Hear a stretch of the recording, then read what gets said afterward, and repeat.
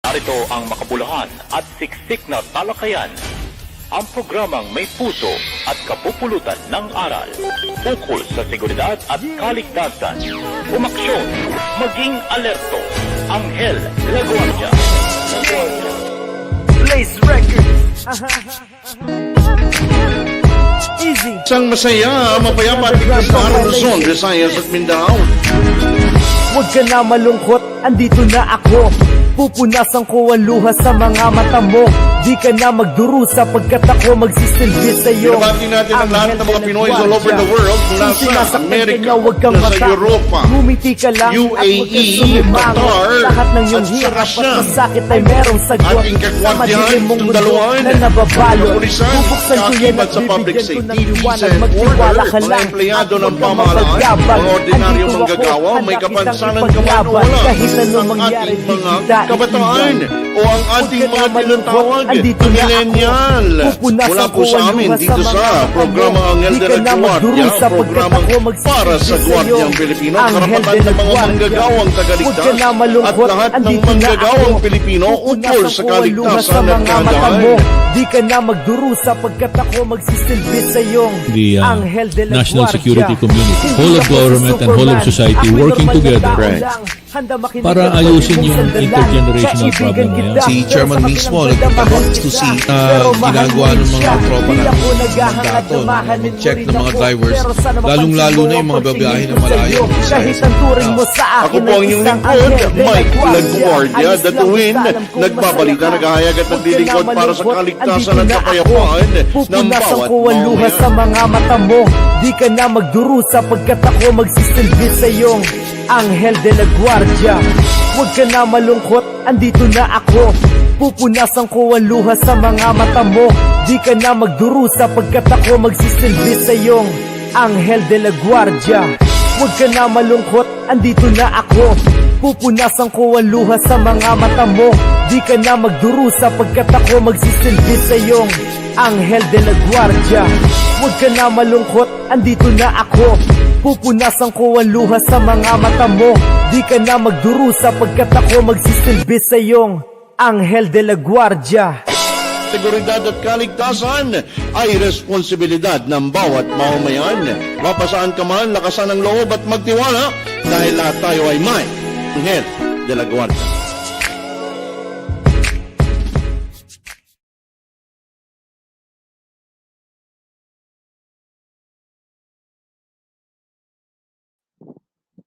Magandang gabi po sa ating lahat. Tayo na naman po yung magkakasama. Welcome po sa ating palatuntunan special episode. We are now live dito po sa ating palatuntunan ng Anghel de la Guardia sa DWWD 1134 kHz Armed Forces Radio. Isang masaya, mapayapa at tigtas na araw sa lahat ng ating mga taga-subaybay ng programa Anghel de la Guardia, Luzon, Visayas at Mindanao. Dito sa La Guardia News Online FB page at sa DWWD 1134 kHz AM radio via at katropa DWWD CRS Virtual TV FB page at sa ating pong YouTube channel Michael Datuin at sa ating pong Facebook another Facebook page Mike LaGuardia Datuin. Ang programang ito ay hatid sa atin ng La Guardia News, tanod ng malayang Pilipino. Siyempre, binabati po natin ang lahat ng mga Pinoy all over the world mula sa Amerika, Europa, Middle East, at sa lahat ng bahagi ng Asya. Binabati rin natin ang lahat ng ating mga kagwardiyahan, kasundaluhan, kapulisan, kakibat sa public safety, peace and order, mga empleyado ng pamahalaan at mga pribadong kumpanya. Mga ordinaryong manggagawa, may kapansanan ka man o wala, mga kababaihan at ang mga kabataan at ang kanilang mga pamilya at mga mahal sa buhay, lalo ang lahat ng mga may kamag-anak na naiwan malayo sa kanilang pinagtatrabahuhan. Higit sa lahat ay ang ating sambayanang Pilipino saan ka man dito sa Pilipinas at sa buong mundo. Mula po sa amin dito sa programang Anghel de la Guardia, ang programang para sa Guardiang Pilipino, karapatan ng mga manggagawang tagaligtas at lahat ng manggagawang Pilipino ukol sa kaligtasan at kahandaan. Ako po ang inyong lingkod, Mike Laguardia, that way nagbabalita nagahayag at naglilingkod para sa kaligtasan at kapayapaan ng bawat mamamayan. Inaayahan po natin ang lahat na sumubaybay, sumali sa usapan, magkomento, magbigay ng reaksyon at opinyon sa pamamagitan ng pag-type nito sa ating comment space dito sa ating FB page at sa YouTube channel. Type nyo lang po Mike Laguardia Datuin or at LaGuardia News Online FB page o mag-text sa numerong 0908-149-4960 or sa ating replay tuwing Sabado sa pamamagitan naman ng pagsali sa at Katropa DWDD CRS PRTV mula po alas 3 hanggang alas 5 ng hapon. Huwag niyo pong kalimutan, i-like and share ang ating pong mga live broadcast ngayong gabi, ngayong araw, to your friends and friends timeline. At i-share niyo po sa inyong friends and friends timeline. Review us at Katropa, DWDD, CRS Virtual TV, or LaGuardia News Online Facebook page, or Michael Datuin YouTube channel if you've missed this live program. O baka nagulat kayo, naka-live tayo ulit ngayong gabi at ngayong araw na ito. This is because meron po tayong special episode and special discussion. Yes, kung hinahanap nyo po ang ating usual partners, makakasama rin po natin sila except for Major Cases. But for Louis Domingo, in a while, sasabay na ho siya sa atin at siya'y hahabol. Of course, we also have a couple of friends together with us. The president of the K9 Association of the Philippines, none other than Sir Mer Cepeda, and Erwin Atanasio. Lawrence Atanasio rather. At ito pong mga kasama natin ay tamang-tama po dito sa ating discussion ngayong gabi. Bakit nga ba tayo nag-special program? Ano ba ang special discussion?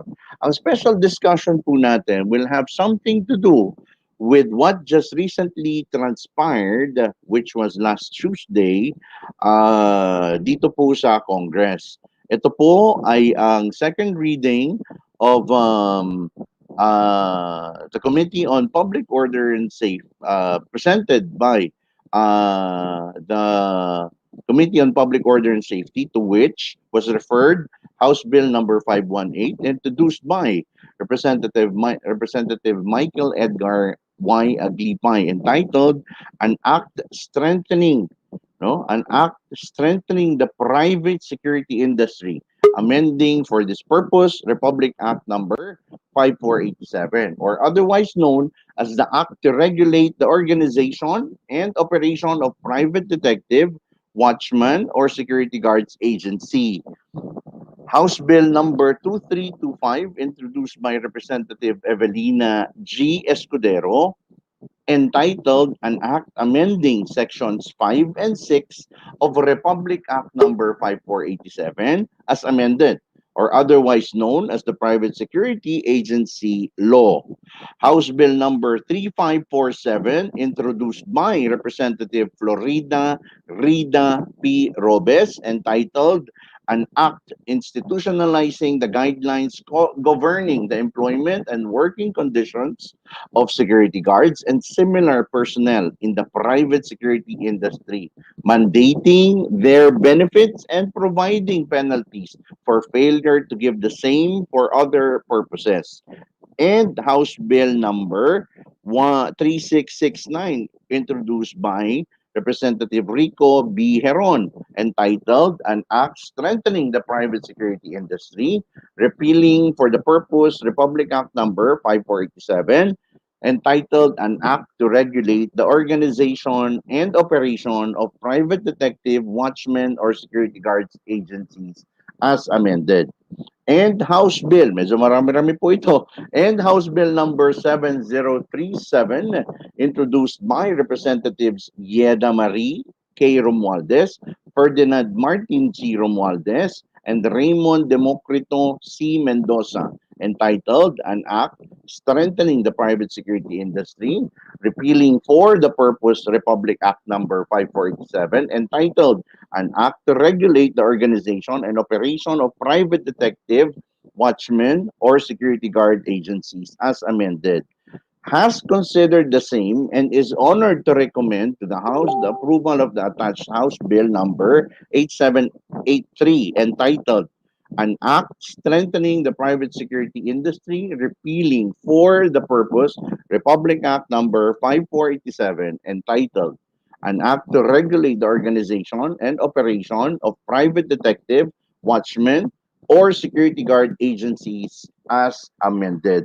This is in substitution of House Bills numbered 518, 2325, 3547, 3669, and 7037, with representatives. Ito po yung mga gumawa po nito mga House Bills. Representatives Michael Edgar Aglipay, Evelina G. Escudero, Florida Rida P. Robes, Rico B. Heron, Geron, Kuya Jose Antonio R. C. Alvarado, Yeda Marie K. Romualdez, Ferdinand Martin G. Romualdez, Raymond Democrito C. Mendoza, Wilter Sharkey W. Palma II, Frederick W. Xiao, Narciso R. Bravo Jr., Gabriel H. Bordado Jr.,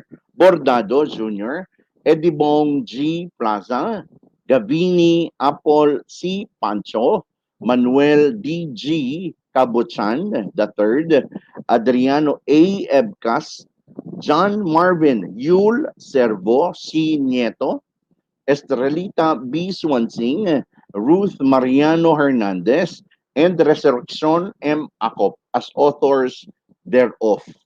Ito pong medyo marami, no? Ito pong pag-uusapan po natin ay yung pong 8783. Ito po yung pinagsama-sama na po na diskusyon on the House Bill. So before that, I would like to first call on our usual partner kasi medyo mouthful itong discussion natin. And for that, kailangan natin ng kasama, kahuntahan para talagang mapag-usapan itong kailangan i-discussion ngayong gabi. Okay, let me call on our partner, Brother Louis Domingo. Hey, Brother Louis, how are you? Hey Rob, good evening. And thank you for inviting me. Special airing, no? Kasi talagang hindi na makapaghintay ito eh. 'Di ba? Ang tagal nang niluluto, ginigisa, inihaw at lahat ito para maipasa. And then mas maganda matalakay natin. Sa lahat po na nakikinig, thank you and good evening. Special episode po at salamat na sinamahan niyo po kami. Bro Mike, grabe yun. Parang kinailangan ko ng calculator dun sa dami na yan, but we really had to keep track, di ba? We have to keep track on all of those para alam po natin ang pinag-uusapan, alam natin yung coverage, alam natin yung pag-implement o karapatan, di ba? Kasi palagi na lang naman, hoy, Guardia ka lang. Ano ba apelido ng Guardia lang? Huwag na natin maliitin. May karapatan po sila, tao po yan, at yan po ang mga taong nandyan, nanilbihan kahit po nung COVID, para po kayo ay mahimbing na nakakatulog dahil yung business ninyo ay safe, yung bahay village ninyo ay safe. Yan po yung mga nasasabihan natin, minsan lang naman, di naman lahat, na naglalang pa tayo sa kanila. Yan, good evening Mike. Thank you for inviting me. Mukhang maganda yung topic at may mga naimbitahan ng guest na very, very competent on this. Yes, kumusta? Oh, nag-PPM sa akin si Sir Mers na sabi niya, I'm on. Sabi ko, asan kaya siya? Server, dito po. Sama ka kayo dito sa amin. Yan. Sabi, wala ka ba napapansin? Yeah. Yes. Ganda ng ng background natin ngayon. Parang ayos ba? Ganyan. Oo, ganda. Sana nakikita nyo rin live na live po sa FB ngayong March 19 na 8 p.m. Live tayo ngayon sa FB. Mike LaGuardia Darwin. Live din tayo sa ating usual LaGuardia News Online. At live din tayo ngayon sa YouTube channel ko, yung Michael Darwin. Okay ba, brother? Yes, sobrang okay. Nako, kung sa regular programming, ako na magbabanggit ulit, 17,000 lang naman ang nakikinig, di ba? Globally, sumusuport sa Anghel de la Guardia sa laking efforts ni Mike de la Guardia na tuwin dyan. Mga 70,000 ngayon, malawak. Wala na po kayong rason, di ba? Para, ay, hindi ko napanood. Pwede po ulitin sa YouTube, sa FB, kung ano pong medium ninyo nang makuha ninyo. Ma-educate lang tayo on this. Puntahan na ho natin. Pero mas maganda, yung mga comments po ninyo, padala nyo na, mabasa namin kahit po pagbati yan, o may tanong kayo, please, do not hesitate. Marami pong information na para sa inyo dito, lalo kung kayo ay kagwardyahan at mga watchmen and all. Sali na po kayo dito. This channel and evening is kind of for you. Yan. Gagawin namin ni Mike yung law na yan na ganito, number, ganito, number, i-digest po ni Mike yan sa very palatable, pinaiintindihan, diba, natin na mga common guards na doing the impossible. Common guards doing the impossible. Grabe. Kung alam nyo lang, diba, masabi nga, subukan mo magtrabaho ng ginagawa mo. Nako, grabe. Ang hirap naman ng ginagawa ko trabaho. Subukan nyo pong maghintay. Sabi ko, nandun na daw siya sa backstage. Sabi ko, ano kayang backstage? Si Sir Lawrence na nakikita ko rito sa backstage eh. Uy! Grabe! Yung mga kasama yung mga pangalan na yan, ha? Oo, tawagin na natin, brother. Si Sir Lawrence Atanasio, kasi baka may classify to si Sir Lawrence eh. Sir Lawrence, how are you? Yun. Hello, sir? Good evening. Ayun. Ay, na. Magandang gabi. Sir, magandang gabi po sa lahat ng mga nakikinig. Yeah, magandang gabi sa iyo, Sir Lawrence. Mukhang matagal-tagal kitang namisa. Kaya nga at ngayon na libre uli. Oo, grabe naman yung trabahong ginagampanan with all that communications thing. At sa District 1, paging District 1 Manager po ng Philippine Amateur Radio Association. Nagtuturo din po. Yan, kaya po CSP at CST, yung nakikita nyo dyan, kung gusto nyo malaman kung ano yan, pwede nyo i-chat sa amin para may interaction pa rin tayo. I-chat nyo sa amin para malaman nyo yung mga expertise ni Sir Lawrence Atanasio. Bro, good evening. Yan. So, kwento natin kay Sir Sir Lawrence. Sir Lawrence, naabutan mo ba yung discussion natin kung para saan ang ating special programming ngayon? Hello? Nakamute lang. Medyo may delay lang sa Mute ka, Sir Lawrence. Nakamute, bro. Marunong kami mag-sign language. Okay. Ayan, go bro. Ayun, no? So, okay na. So, yun. So, narinig ko kanina yung ating topic nga ngayong gabi, itong RA 5487. So ngayon pala, nagpapasalamat tayo sa mga may akda nito at hopefully ma-aprobahan na ito ng ating Pangulo para ma-implement na sa agarang panahon. Yan. Okay. So, habang inintay natin si Sir Mer Cepeda, which is parang nagkaroon lang ng confusion. Baka yung luma yung napindot niya na link. So, let's play now the video para maintindihan natin yung hearing at ano ba ito. So, we will be running this for 20 to 30 minutes. Sir Lawrence, baka may lakad ka or what? Medyo madugo ito. Okay, sige po. Okay lang. At on standby. Okay. Okay. Sige. So, at makinig tayo. Naka-voice over naman, So your microphones are live. So hindi ko naman kayo i-mute para lang kung meron kayong gustong 'di ba, i-discuss or what not, no? Pwede rin. Yun. So, gawin natin very lively ang talakayan natin. Medyo seryoso yung topic. Okay, but talagang kailangan matutunan at malaman natin itong mga to. Oo. Yun. So, ito na. Ayan na. Ano ito, The bro? Secretary General is directed to read the title This is the of second regular session last March 16 of the House of House Representatives Bill of the number Philippines. 8783, an act strengthening the private security industry, repealing for the purpose Republic Act number 5487, entitled an act to regulate the organization and operation of private detective, watchmen, or security guard agencies as amended.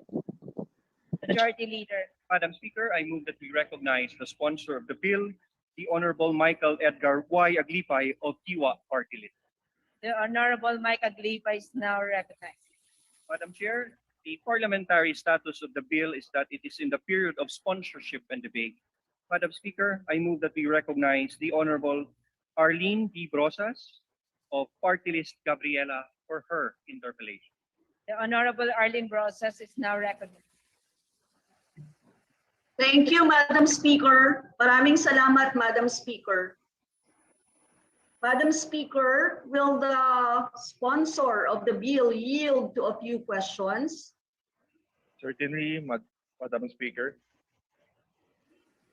Thank you, Madam Speaker. Madam Speaker, while the bill intends to professionalize the private security industry, it contains some provisions that require clarification.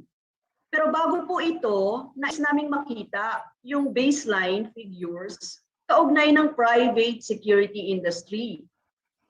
Hinggil po sa employment sa private security industry, mayroon bang datos ang ginoong sponsor kaugnay sa kasalukuyang bilang ng mga Pilipinong nagtatrabaho sa private security industry? Mula sa, alam po ba ninyo kung ilan ang bilang? Madam Speaker, Mr. Sponsor. Madam Speaker, ang alam ko po ay total number ng Guardia po sa Pilipinas, around 500,000. Madam Speaker, Mr. Sponsor, wala po kayong exact na bilang? Wala po, pero ang alam ko na registered sa SOSHA ng mga Guardia is around ano po noon, mga 300,000 po. 300,000. Madam Speaker, Mr. Sponsor, ilan po yung directly hired as regular employee ng private security agencies sa inyong pagtaya? Actually po, iski wala po itong batas na to, dapat talaga yung regular na employees ang mga Guardia ng security agency. Hindi po pwede yung contractual sa isang security agency. Dahil sila po ang nagbibigay ng serbisyo, yan ang po yung pinaka-inherent business ng security agency. Madam Speaker, ginong sponsor, hindi niyo po sinagot yung tanong ko kung ilan ang regular, directly hired, tapos ilan yung contractual. Wala po tayong data doon. So wala po tayong data. Ibig sabihin, hindi po natin alam kung ilan talaga yung directly hired na sa private security agencies na meron ngayon. Opo. Basta ang baseline data lang natin, sinasabi nyo kanina ay 500,000. Tama po ba, Madam Speaker, Mr. Sponsor? Madam Speaker, 500,000 po yung estimate ng Philippine National Police dahil madami po tayong mga Guardia hindi dumaan sa proseso ng pagdilisensya. Pero yung under sa mismong PNB SOSHA na registered, mga 300,000. Madam Speaker, ginoong sponsor, gusto ko lang sabihin na naggagawa na po tayo ng batas na ito, panukalang batas na ito, pero hindi natin alam kung ilan yung regular employee at ilan yung contractual employee. Siguro po magandang malaman muna yung mga ganitong baseline figures para alam din natin kung paano sila matutulungan, lalong-lalo na yung mga contractual employees po na maging regular. Kasi alam nyo naman po, kailangan talaga ng mga kababayan natin ngayon ng security of tenure. Kaya alam ko po, talaga naman po ang mga nagtatrabaho sa security agency, yan po talaga ang panawagan ng kalakhan ng mga workers natin, Madam Speaker, ginoong sponsor. Madam Speaker, ito pong inyong katango, yung concern na hindi related po dito sa batas natin. Kasi yung concern niyo po ay sa security of tenure law, bill pala, na napasa na natin nung last December po, napasa na po natin sa third reading sa ating Kongreso. Yung pong sinasabi niyong security of tenure ay wala pong provision dito dahil yung ating pong inaasahan na ma-approve na po ni Presidente yung security of tenure law, that will cover also all the guards. Thank you, Madam Speaker. Thank you, Mr. Sponsor. Mr. Sponsor, sinasabi ko lang ang kaugnayan ng pagpapahalaga natin sa security of tenure o yung pagiging regular ng mga trabahador sa security agency. Yun lang naman po ang punto. At meron po itong kinalaman dito sa bill na ginagawa ninyo kasi hindi naman natin gusto na dumami talaga yung mga contractual. Kasi ang gusto nga natin, maging regular talaga ang trabaho ng ating mga mamamayan. Yun lang naman po, Madam Speaker, Mr. Sponsor. Kaugnay naman po sa Section 10, Madam Speaker, hinggil sa administrative fee ng private security agencies. Ano po ba ang umiiral na industry practice? Saan po nag-range itong mga administrative fees ng security agencies? Madam Speaker, Mr. Sponsor. Dito po sa Section 10 ay nakapattern lang po to na 20% dahil ito na po ay since 2012. Meron na pa tayong DOL Department Order 150-16 na nagbibigay po ng 20% na agency fee nung almost 9 years na kaya nilalagyan ng minimum agency fee para yung mga kumpanya, yung mga contractor ay hindi na mag-attempt na mag-impose sila ng below na agency fee na 1,000, 2,000 na sila na tatakda sa mga security agencies na take it or leave it. Ang nangyayari po na pag nag-impose ka na mababang agency fee na dyan kinukuha yung pag-operate ng security agency, overhead expenses, at pagpapatakbo ng opisina. Pag nilagay mo yan ng 1,000, 2,000 na inimpose ng kliyente ay ang pinakakawawa dyan yung guard kasi yung mababawasan po at ginagawa ng ibang security agency, doon po ang binabawasan sa guard dahil hindi nila ma-cover yung mga expenses na nagpapatakbo yung operator. So, katuwang po to, like nang sinabi ko nung kay Congressman Gaite, nakatuwang ito ng Section 19, itong Section 10.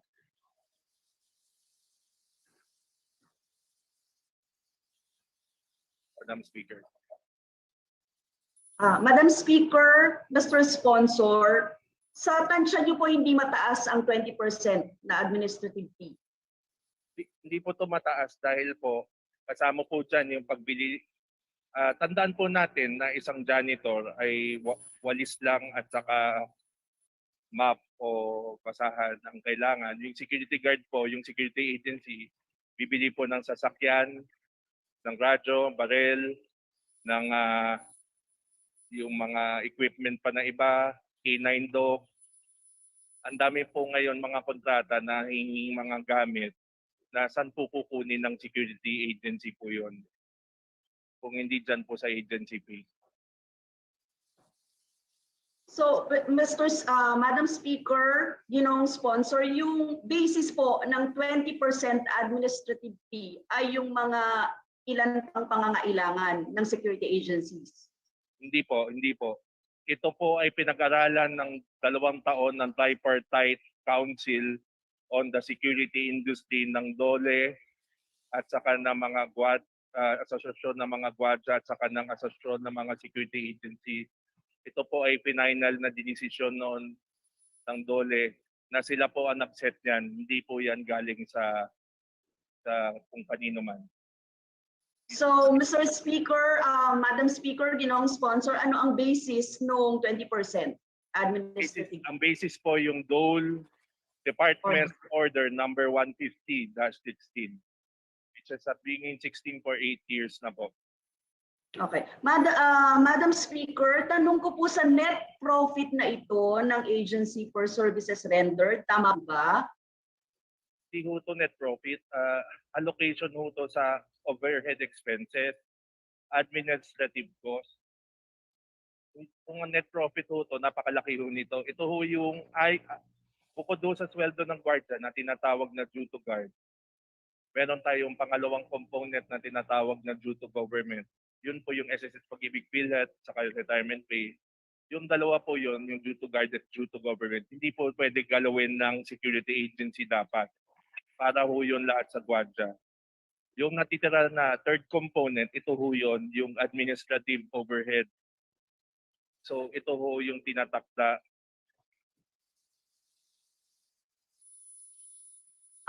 Madam Speaker, may taxable po ba itong 20% na ito? Yes, Madam Speaker. Ito po ay taxable ng value-added tax.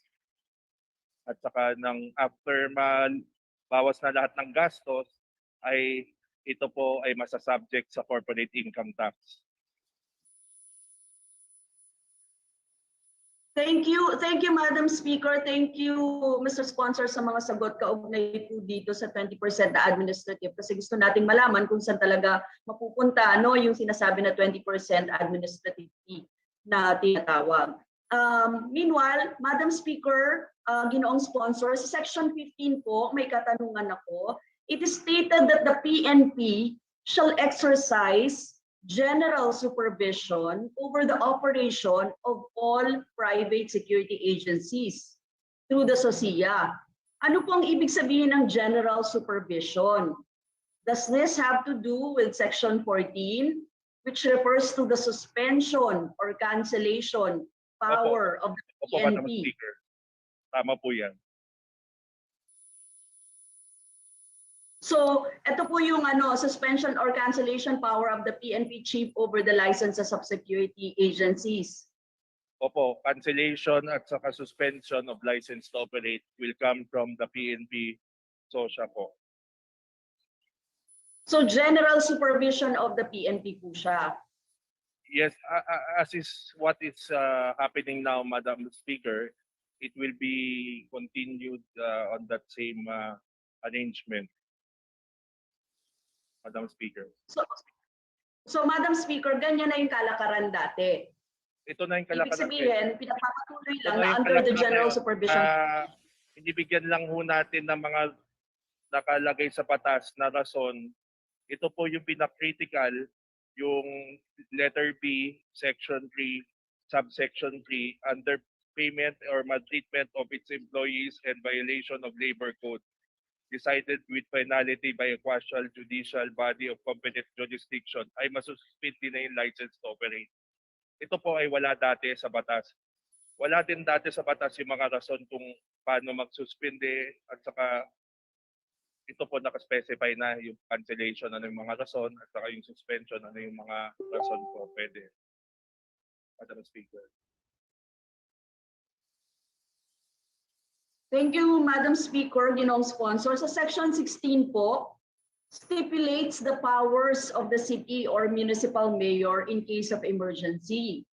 And it is stated there that in cases of emergency or in times of disaster or calamities, where the need for the services of private security agencies may arise, the city or municipal mayor may request the services of the agency nearest the area and its duly licensed personnel to help maintain peace and order, the prevention or apprehension of law violators, and in the preservation of life and property. Deputized private detectives, watchmen, or security guards shall take orders from the PNP chief through the SOSIA for the duration of a fire, inundation, earthquakes, riots, and other emergencies. Such requests shall be made in coordination with the client of the private security agency, Madam Speaker, ginoong sponsor, under this section is the power to subsume the private security agency under the PNP absolute during the aforementioned circumstances. Pwede po bang i-reject ng client yung request of the PNP? Madam Speaker, ginoong sponsor. There will be implementing rules and regulations on this, but generally po, absolute po to, pero conditional on a time frame.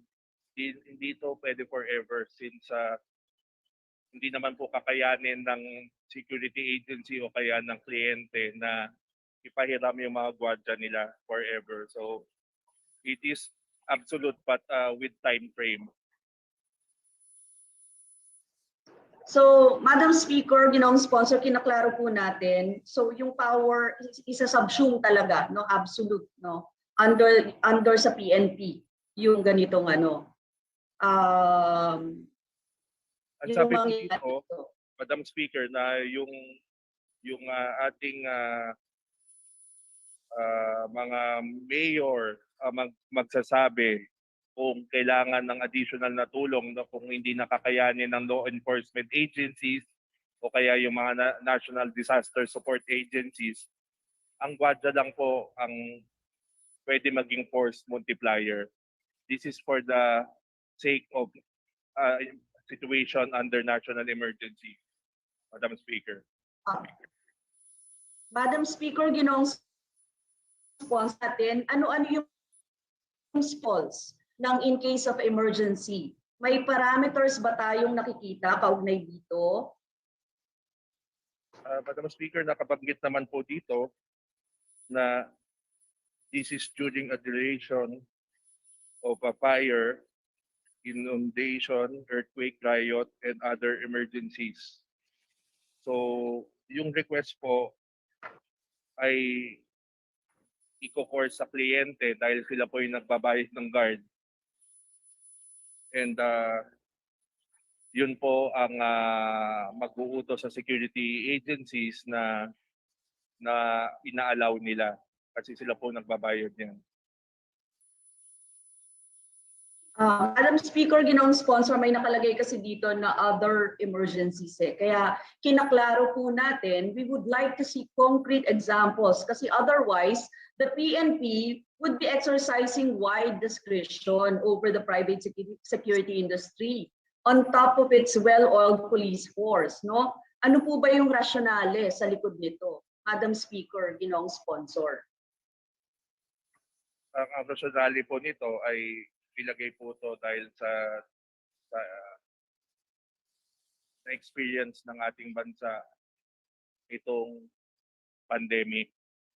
So, meron time na basta po ay isang competent authority, which is maybe the president or maybe the city municipal mayor will declare a state of calamity or emergency. Then covered na po yung particular emergency na yon. Itong sinasabing other emergencies, Madam Speaker. Yes, Madam Speaker, ginoong sponsor, kaya po natin pinapaklaro ito. Okay po yung fire, inundation, earthquakes, riots, ganyan. Pero yung may nakalagay na other emergencies, ano po ba ito? Mr. Speaker, Madam Speaker, ginoong sponsor. Ito, Madam Speaker, parang itong ating health crisis ngayon. Basta po, the competent authority duly elected by the people is the president or in the locality, the city or municipal mayor. They can already issue an order on what is that emergency na kailangan ng additional tao. At sa lahat ng emergency, kahit civil unrest, kailangan ng force multiplier that can be civil unrest or a health emergency or a natural emergency, natural calamity. So, ito po ay hindi natin pwede ilimita dahil hindi natin masasabi kung ano ang future na emergency. Kung yun ang nararamdaman ko gusto ng ni Madam Speaker ng ating sponsor, ay tingin ko po ay hindi natin pwede limitahan to dahil nasa discretion po to ng competent authority kung classified ito na national emergency. At saka hindi naman po automatic to na yung mga gwardiya gagamitin sa emergency na yan. Kailangan po mag-request yung mayor sa SOSA, tapos yung SOSA po ang susulat sa kliyente ng mga gwardyang under their contract. Madam Speaker. Thank you, Madam Speaker, ginong sponsor sa pagkaklara nito. Tinatanong po natin kasi sinabi ko nga kanina, actually malaki yung budget for the PNP, di ba? Malaki po yung budget for the DILG. In fact, mga major nag-hire ngayon ang police force supposedly nag-hire ngayon ng maramihan ang ating police force. Tapos meron tayong ganito na panukala. So gusto po nating malaman ano specific talaga. Kung very vague po sa batas na nakalagay kung para saan. Kahit po usapin ng health emergency, public health crisis po ang meron tayo. So hindi na kailangan po natin doon mga doktor, mga nurses, mga kailangan ng mga experts para sa health, ano? Kasi ang gusto po nating maging maayos ay yung public health system natin para diyan. So tingin po ng kinatawan na ito yung pagka-vague ng provision na iyon na hindi malinaw kung ano pa yung other emergencies na binabanggit ay masyado pong malabo at nagbibigay nga ng wide discretion para sa mga private security industry natin. Sa PNP particular. Kasi sila ang sinabi niyo po kanina, sila ang siyang merong magsasubsume sa power ng PNP talaga. Madam Speaker, ginong sponsor. So, Madam Speaker, ginong sponsor, maraming salamat po doon sa pagsagot sa mga clarificatory questions kaugnay nitong panukalang batas na ito. Thank you, Madam Sponsor, Madam Speaker. Majority Leader. Madam Speaker, I move that we recognize the Minority Leader, Honorable Joseph Stephen Caraps Paduano of Party List Abang Linggo for his interpretation. The Honorable Joseph Stephen Caras Paduano is recognized. Thank you, Madam Speaker. Will the good sponsor, my friend from Diwa Party List, will accept some clarificatory questions, Madam Chair? Madam Speaker. Yes, Madam Speaker, I would gladly accept questions. Thank you, Madam Speaker. Madam Speaker, let me proceed with my some clarificatory questions by section, Madam Chair. First, on Section 5, Madam Chair, let me read the second paragraph of Section 5. States, the operator or licensee of the said agency must be at least 25 years old, a college graduate of good moral character, and has no previous record of conviction of any crimes or offense involving moral turpitude, etc., etc. Now, first question, Madam Chair, is why 25 years old? Why not 21 years old, or 23, or 22, or even less than maybe 1 year? Madam Speaker, this was just copied from the existing law, Republic Act 5487. So it was just copied, Madam Chair. So, kasi ang tanong dito, the question is, we are talking about the operator and licensee. Now, we're talking about the individual. What if that's private individual ownership or being a private individual operator licensee? Now, what will happen if the said agency is being run by a corporation, is being run as partnership, and it's being run as association? So this provision, Madam Chair, will be a confusing provision in cases of partnership, corporation, and association, Madam Chair. I agree, Madam Speaker, I agree with that. But they put this age since I think the PNP is saying that the what do you call this? The age of maturity is too low. If we put it at 21 years old, that is too low. For 25 years old, that is already a person already has life experiences equipped to handle a security agency. Okay, Madam Chair.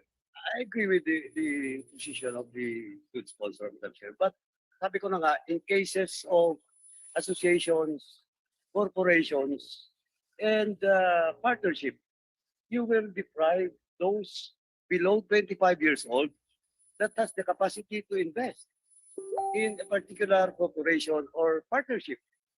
That's why, Madam Chair, if the good sponsor will allow, in the proper time, Madam Chair, we will introduce an amendment in this particular provision. Yes, please, Madam Speaker, we will welcome that amendment to this section 5, and we will wait for that amendment, Madam Speaker. Thank you for that, Madam Speaker. Thank you, that little sponsor. Next, Madam Speaker, little sponsor. On the last paragraph of section 5, and let me again read the specific provision and the last sentence. And any person related to such government employees by affinity or consanguinity in the third civil degree shall not hold any interest directly or indirectly in private security agency. Now, Madam Chair, ganun sponsor. Pag sinabi po nating third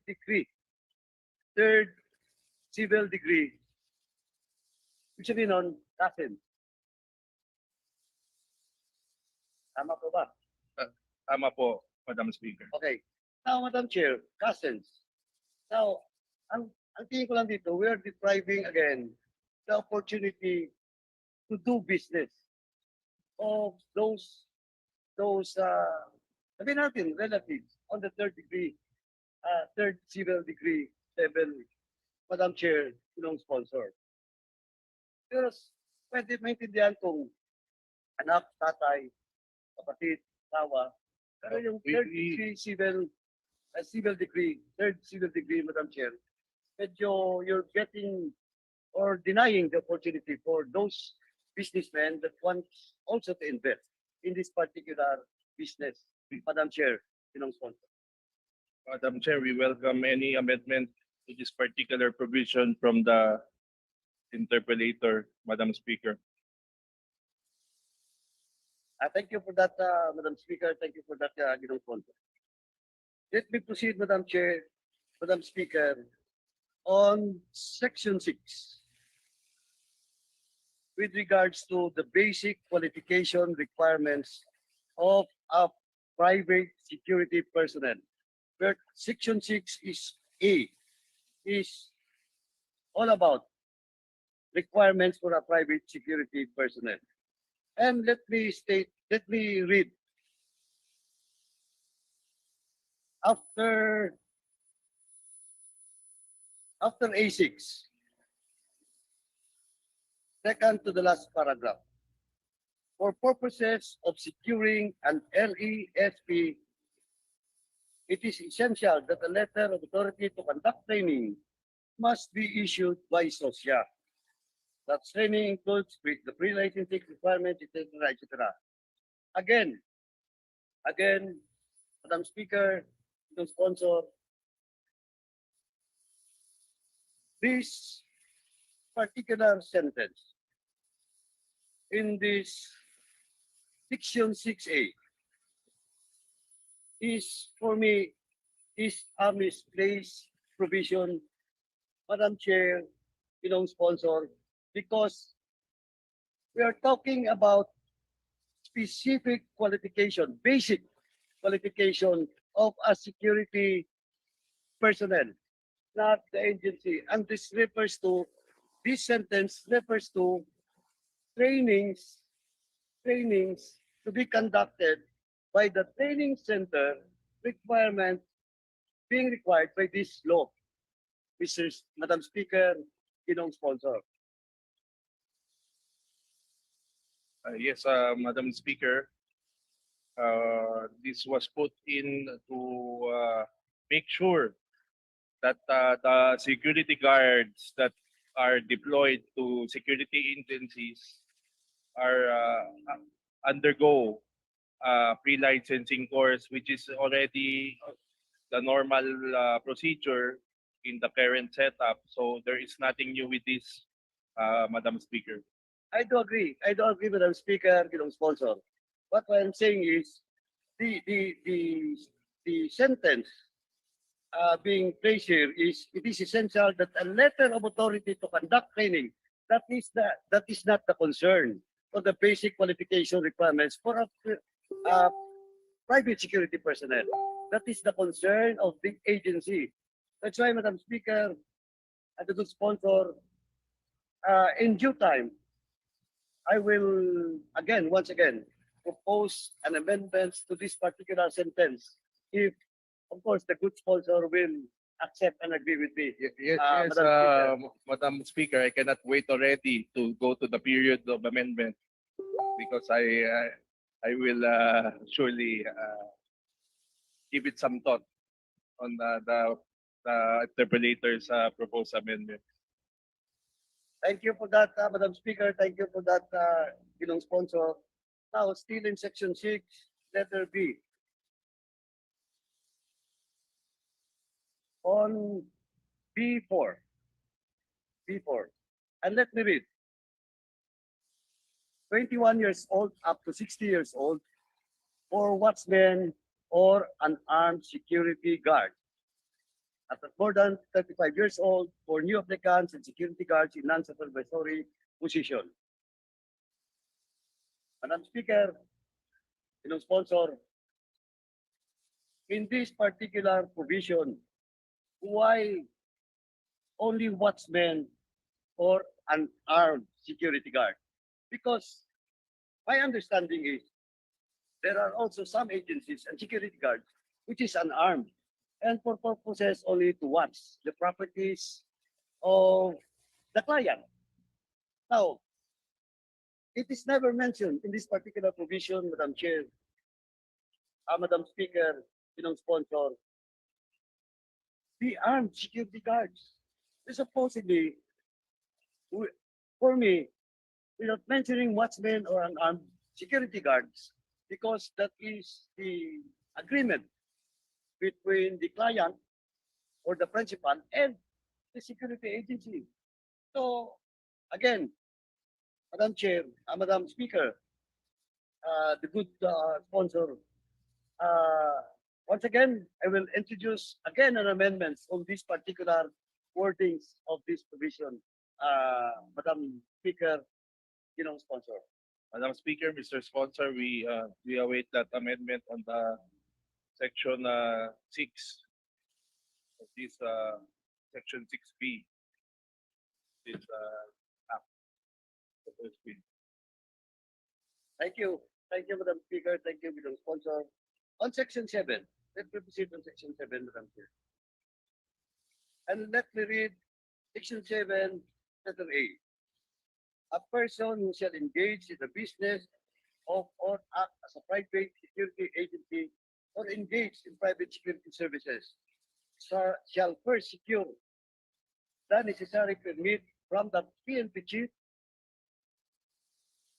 which permit as approved is a prerequisite in obtaining a license to operate. Madam Speaker, Your Honor, so there will be two requirements for a licensee or an agency to get a license to operate. He must first get a permit, necessary permit from the PNP chief, and then after that, he will apply again to get the license to operate. Is that correct, my understanding, Madam Speaker, the good sponsor? The procedure, Madam Speaker, now is for a new security agency, before it becomes permanent, it needs the signature of the Chief Philippine National Police, which is a requirement to get the license to operate. It is a part of the same procedure, but it is part of the same procedure. They go hand in hand. It is not a different permit from the other permit. So it's a documentary procedural approval by the Chief PNP being a new security agency, but after already existing for renewal already, Madam Speaker, they do not need already the permit from the Chief PNP. Sponsor, Madam Speaker. Thank you for that clarification, Madam Speaker, sponsor. So what you're saying is, on all those new applicants, this will apply. But on renewal, No need No need. the renewal, Madam Speaker. Only the new ones. thank you for that clarification, Madam Speaker, sponsor. Now let me proceed on, okay, still on section 7, letter B. And let me read the actual sentence, Madam Speaker. A license is required of any person who shall operate, manage, or direct a licensed private security detective or training agency, except for those employed solely for clerical or manual work. Any person participating in the management or operation thereof shall likewise secure a license to operate a private security agency and provide security services. Now, my understanding particular provision, Madam Speaker, Your Honors, is a licensee or a private agency hires a certain individual or group to manage the whole operation. Now, he cannot be qualified or be hired to manage the operation of a certain agency unless otherwise he has also a license to operate. Now, the question is, what if, for example, I am the owner of the agency, or a corporation owns an agency and the agency wants to hire full of management team to operate. Now, bakit kailangan pa na dapat kami na papasok sa management operation, kailangan pa namin ng lisensya? Kumbaga, yung requirements for those licensee and agency is just the same. In this case, Mr. Speaker, Your Honor. Madam Speaker, ito ay parang kunyari may-ari ka ng you are a owner of a real estate company, buying and selling land. The owners or the management are real estate accredited by the real estate brokers or real estate professionals or real estate licensed real estate brokers or licensed real estate appraisers. They are part of management. This will enhance their knowledge. So in the PNP, they put in this provision so that the owners may undergo courses to license them as security officers so that they know how the business of the security industry works. So that is the reason for this, Madam Chair. Mr. Chair. So you're saying is, Speaker. am I correct to interpret that the procedures and requirements being asked for those licensee and this management team or individual that will operate is still the same? They have to undergo the same. Only a minimum of 3 officers: the owner, the general manager, and the operation manager before Mr. Speaker, during the last 20 years before 2015, up to the clerk, up to the anybody in the office, they will require a security officer license. As long as you are employed as staff, they will require, Mr. Speaker, that security officer license. Now it is limited to only the three officials, Mr. Speaker. Thank you for that clarification, Mr. Speaker, Your Honor. So, may I suggest, again, during the period of amendment, we should be specific on this Yes, so that it cannot be interpreted that the whole management operation will have to undergo such uh, requirements. yes, to get the Mr. license. Speaker, we welcome that amendment later on. Thank you for that, Mr. Speaker. Your Honor. Let me proceed. Again, I have, still a number of questions.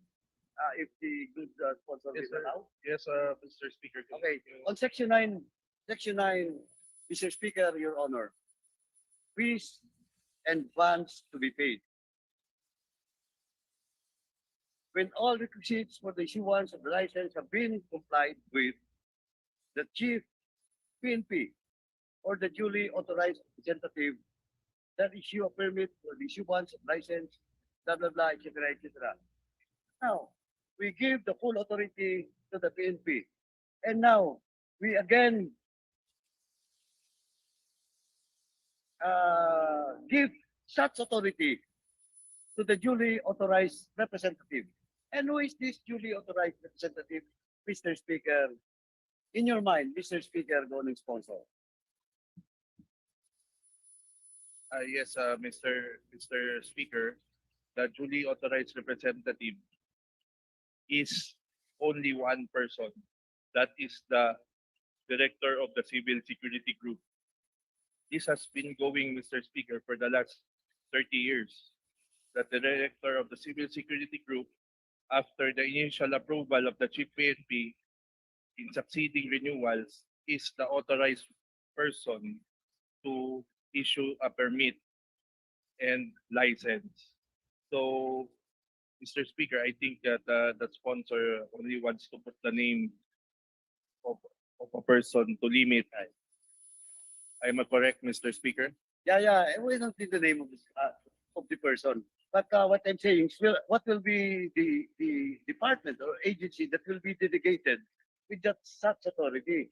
Kasi ang sinasabi dito, or the duly authorized representative shall issue a permit for the issuance of such license and register the same. I agree, Mr. Speaker. So can the author, Mr. Speaker, accept again an amendment to this particular Yes. position to be Yes. specific once again? Yes, I agree, Mr. Speaker. We await the amendment. Thank you for that, Mr. Speaker. Now, let me proceed on Section 10. Itong administrative fee. Well, in fact, this administrative fee was also clarified and asked by several interpreters, especially Congresswoman Rosas and Congressman Gaite. Now, ang tanong ko lang po, malinaw na that this administrative fee will be an additional fee from the client. Tama po ba? Ano po yun? Pakiulit. Mr. This 20% administrative fee is over and above dun sa kontrata mismo, cost of contract. Tama o ba? The cost of the guard and the cost of the government benefits, that is the only cost that will compute the 20% from. For example, the salary and benefits of the guard, which we call the due to guard, Mr. Speaker, we add that to the government, the retirement, SS Pag-ibig PhilHealth, and other government remittances. Those are the only cost components. Then you multiply the 20% from that. That is the operational overhead fee, or known as the administrative fee. Yeah. Okay. So, Mr. Speaker, Your Honor, that will be over and above dun sa kontrata. pinapakita yung 30%. But the question is, just like what the previous interpellators act and found their position, ang nangyari ko po kasi, kinakaltasan, di ba, ang mga security guards ng licensee. Instead of getting the minimum wage, supposedly, kinakaltasan certain percentage of what should have been the sahod ng security guard. Now, with this administrative fees, mawawala yung reason to get something out of the supposedly salary of the security guards. Tama ba? Hindi po tama. Ito po, ang agency po ay hiwalay ito sa mga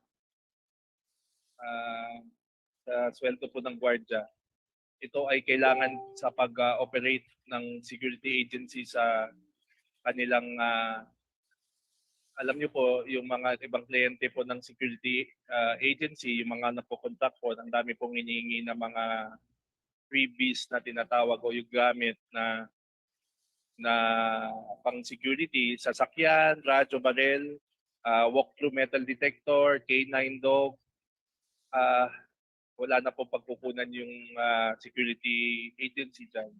Kaya kailangan po nito kasi pag hindi po ilagay itong 20% ay naapektuhan yung mga ibang security agency, doon na nila kinukuha sa Guardia nila yung pinabawasan nila sweldo ng Guardia. Ito pong 20% ay 8 years na po itong under the Dole Department Order 150-16. Sila po nag-aral nito. Hindi po to galing sa mga security agency, galing po to sa Dole, Mr. Chair. So this provision was only adopted from the Dole. From the Dole po. Okay. Now, last na lang question in section 11 in this particular group section. Section ano? Does this also covers the damages during official functions of security guards? No, Mr. Speaker. Saan kukunin ngayon? Damages. The damages is normally depends kung ano po, hindi ko po alam yung mga policy ng security agency, pero yung normally po, minsan po naghahati yung security agency pag talagang negligence po, natulog yung Guardia, nanakawan siya. Minsan po kasi na may investigation, Mr. Chair, Mr. Speaker, na after may mawala isang bagay, titignan sa CCTV or other investigative tools kung sino may negligence. Kung walang negligence yung Guardia, may nawala, hindi naman negligent yung Guardia, ay dapat yung security agency manabot. Pero kung natulog siya, kitang-kitang tulog, tapos nanakawan siya dun sa area niya, bawat Guardia po kasi, Mr. Speaker, ay may area of responsibility na kinukuha yung Guardia na yon para bantayan isang lugar, defined ang lugar, pero natulog siya buong gabi, ay normally po sa security guard po binabawas yon. Pero kung other matters na hindi katulad nun po, ay dapat sa security agency dahil yun po ang kakontata ng kliyente, ng contractor po. Thank you for that clarification, Mr. Speaker, Your Honor. Now, let me proceed, Mr. Speaker, doon po sa Section 14, cancellation of a license to operate.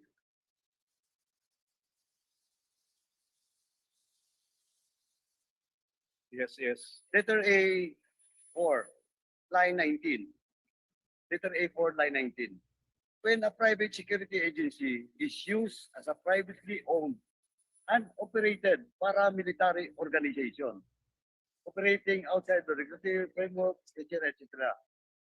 What is this paramilitary organization? Mr. Speaker, ang alam ko dito, meron mga gumagamit ng lisensya ng security agency para bumili ng madaming baril para magtayo ng private army na ang paano natin malalaman na private army? Yung mismong taong nagpa-finance at nagpapalabas na kinontract nila, kunyari si Mr. Juan de la Cruz, nag-contract ng 200 guards dun sa XYZ Security Agency. Yung XYZ Security Agency pala, miski wala yung pangalan doon ni Juan de la Cruz, mga dami na yung nag-organize noon, siya lang ang nag-iisang kliyente. So yun po ang tinatawag, nagpo-fall under this provision na ginamit as a private army. Okay, Mr. Speaker, ginong sponsor, ganito na lang. Kasi it can be confused or can be subjected to different interpretation. I suggest if the good sponsor once again will accept some amendments in this particular provision, that it's these particular wordings, privately owned and operated paramilitary organization. Mr. Speaker, I will wait out that amendment compare in the proper time. Yeah. Ang question kasi dito, dapat doon sa definition of terms, dapat ilagay ito para at least malinaw. Yes, Okay. Mr. Again, let me proceed on still in section 14, Mr. Speaker, Your Honor. Letter A, number 5, line 24. Line 22.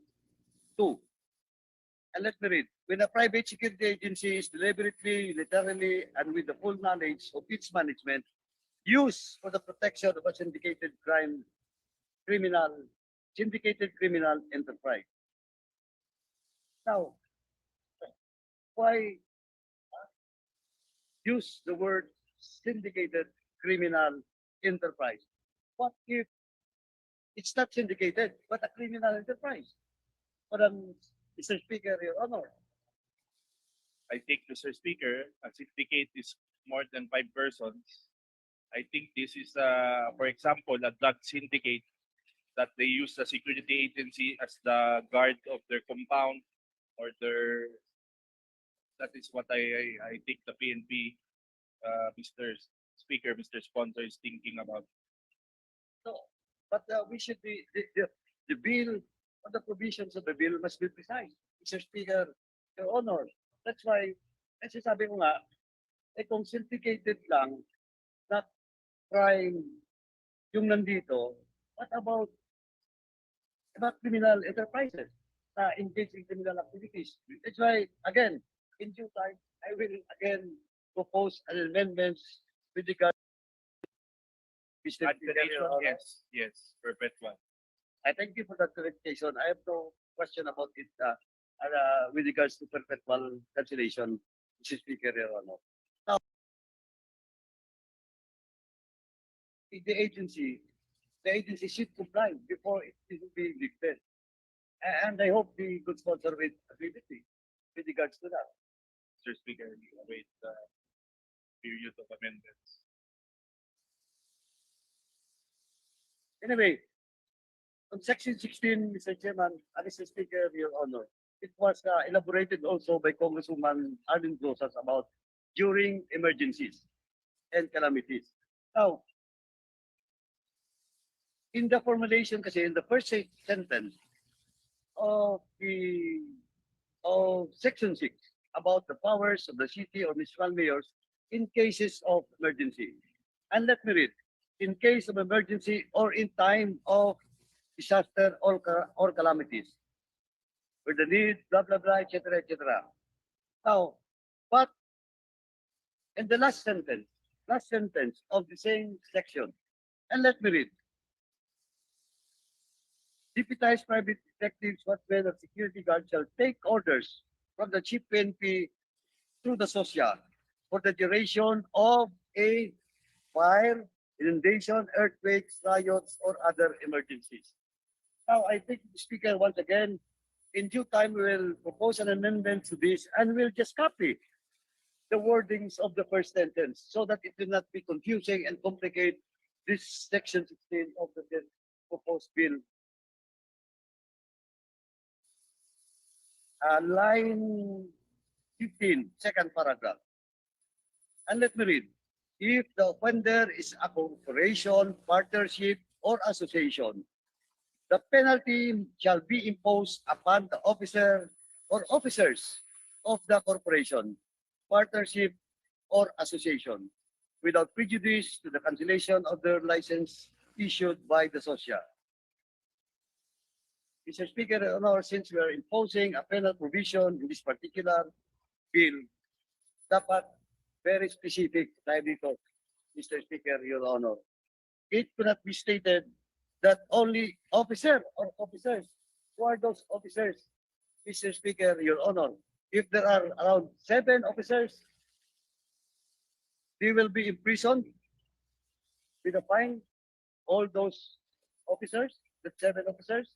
For example, Madam Speaker, Mr. Speaker, Your Honor, and again, in due time, this representation will propose an amendment in this particular provision, Mr. Speaker, Your Honor, sponsor. Mr. Speaker, we await the amendments of the interpenator on this matter, Mr. Speaker.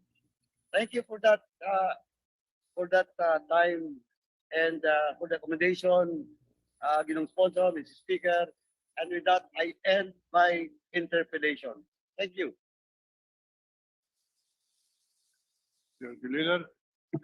Mr. Speaker, there being no other member who wishes to interpellate, I move that we close the period of sponsorship and debate.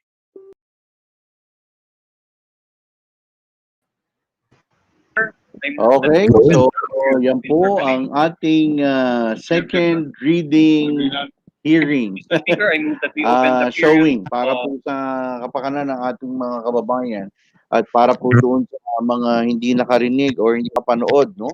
You can view this House of Representatives. Nandyan po yung information na yan. At you could watch the whole 4 hours po yan. Pero yun lang po para doon po sa House Bill natin na para sa private security industry ay yung almost an hour.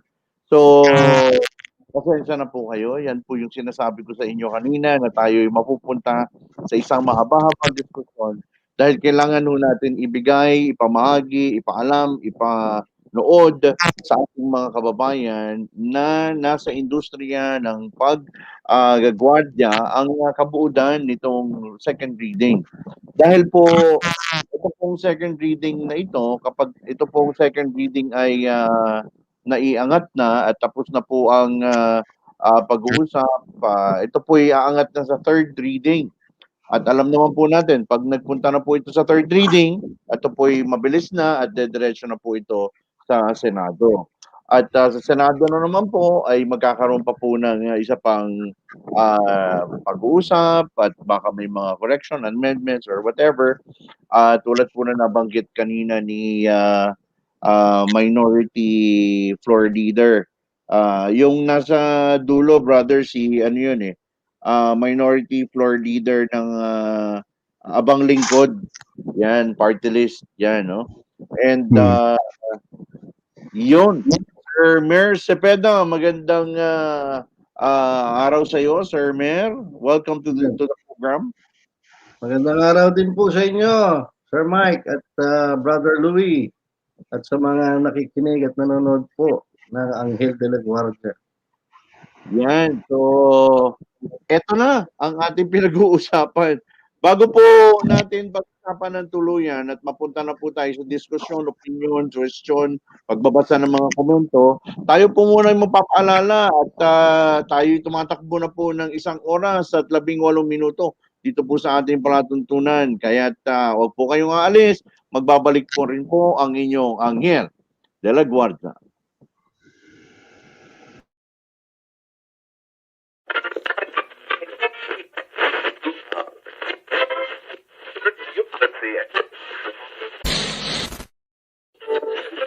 Narito ang makabuluhan at siksik na talakayan. Ang programang may puso at kapupulutan ng aral. Ukol sa seguridad at kaligtasan. Umaksyon, maging alerto. Anghel de la Guardia. Place Records. Easy. Isang masaya, mapayapa at biglas na araw Luzon, Visayas at Mindanao. Huwag ka na malungkot, andito na ako. Pupunasan ko ang luha sa mga mata mo.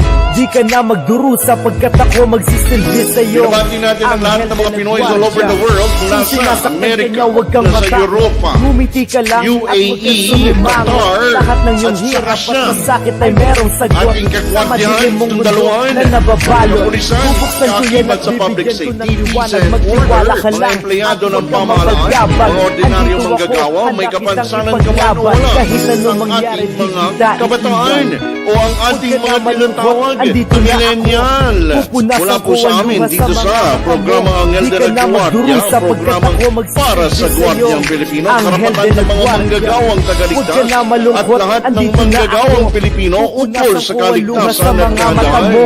Di ka na magdurusa pagkat ako magsisilbi sa'yo. The Anghel de la national Guardia. security community, Hindi whole of ako si government and whole of Superman. society Ako'y working normal na together tao Right. lang. Handa makinig para at ayusin pwede yung mong sandalan. intergenerational Kaibigan problem na yan. kita, Si pero Chairman sa mismo kabilang nagpunta banda, doon mahal to kita. see Pero mahal ginagawa mo ng rin mga siya. tropa Di natin ako ng naghahangad dato, na mahalin mo mag-check rin ng mga ako. drivers, Pero sana lalong-lalo mapansin na mo yung mga ang babiyahe na pagsingil ko malayo. sa'yo. Kahit ang turing mo sa Ako akin po ay ang inyong isang lingkod, Anghel de la Mike Guardia. Guardia, Ayos lang datuhin, basta alam kong nagbabalita, masaya ka. naghahayagat, Huwag ka naglilingkod na para sa malungkot, kaligtasan andito at na kapayapaan ako. ng Pupunasan bawat ko ang luha sa mamamayan. mga mata mo. Di ka na magdurusa pagkat ako magsisilbi sa'yo. Anghel de la Guardia. Huwag ka na malungkot, andito na ako. Pupunasan ko ang luha sa mga mata mo. Di ka na magdurusa pagkat ako magsisilbi sa'yo. Anghel de la Guardia. Huwag ka na malungkot, andito na ako. Pupunasan ko ang luha sa mga mata mo. Di ka na magdurusa pagkat ako magsisilbi sa'yo. Anghel de la Guardia. Huwag ka na malungkot, andito na ako. Pupunasan ko ang luha sa mga mata mo. Di ka na magdurusa pagkat ako magsisilbi sa'yo. Anghel de la Guardia. Seguridad at kaligtasan ay responsibilidad ng bawat mamamayan. Mapasaan ka man, lakasan ang loob at magtiwala dahil lahat tayo ay may Anghel de la Guardia.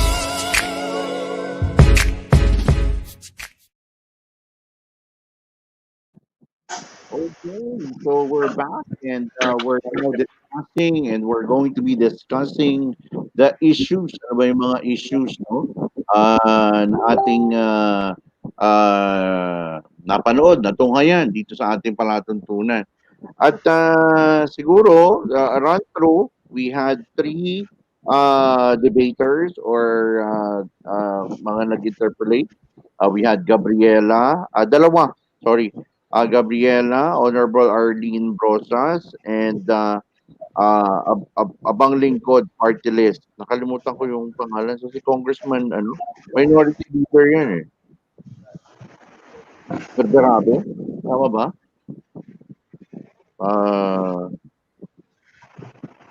Okay. So there were so many issues, guys. Paduano. Ano pangalan? Joseph Stephen Paduano. Honorable. Honorable Paduano. Siya yung Congressman, minority leader Paduano ng Abang Lingkod, right? Yes, correct. Yeah. Saka quickly, go Ugo. Naka-assist. Naka-assist. Si Go Ugo. Go Ugo. Yes. Go Ugo, go look. Yan eh. Ang daming comments ng ating mga kasama dito, mga nakinig, mga sumubaybay sa programa natin. Thank you for being patient and watching with us, no? Kasi gusto namin mapanood, malaman kung ano-ano yung mga nandun. So sabi ni Julius Mendoza, good evening ma'am, sir, Patrolman Julius Mendoza. Hi Julius. Mark De La Cruz, good evening mga sirs. Ina Cos De La Cruz, good evening po sir. Si Attorney Edward Chico. Si Ahmed Hatibon, peace be with you sir ma'am. At Ina Cos De La Cruz, sabi niya, karapatan po ba namin, bago ko pumunta dyan, gusto ko muna makuha yung mga inputs nyo. Kamusta yung observations nyo? Wala si Lawrence, nawala na si Sir Lawrence. Yeah, may tinatapos lang daw si Lawrence. So yung mga fans niya, abangan lang po yan sa radio, telecommunications community, sa security industry. Abangan niyo po, babalik po si Sir Lawrence. Hey bro. Yeah. Sir Mayor, were you able to follow the discussion? Ah, yeah. There are lots of questions, no? And I don't know what will happen next. Pero I'm sure all those questions are supposed to, or hindi naman guys, hiyain or bakit ganyan lang, hindi naman po. The questions here are basically mature enough.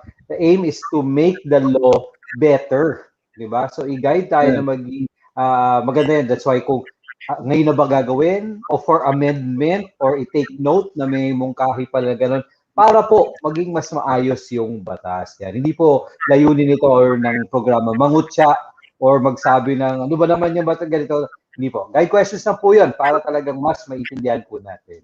Yan. Ang Pero I nakapagtataka agree. lang, brother, 2015 pa yan eh.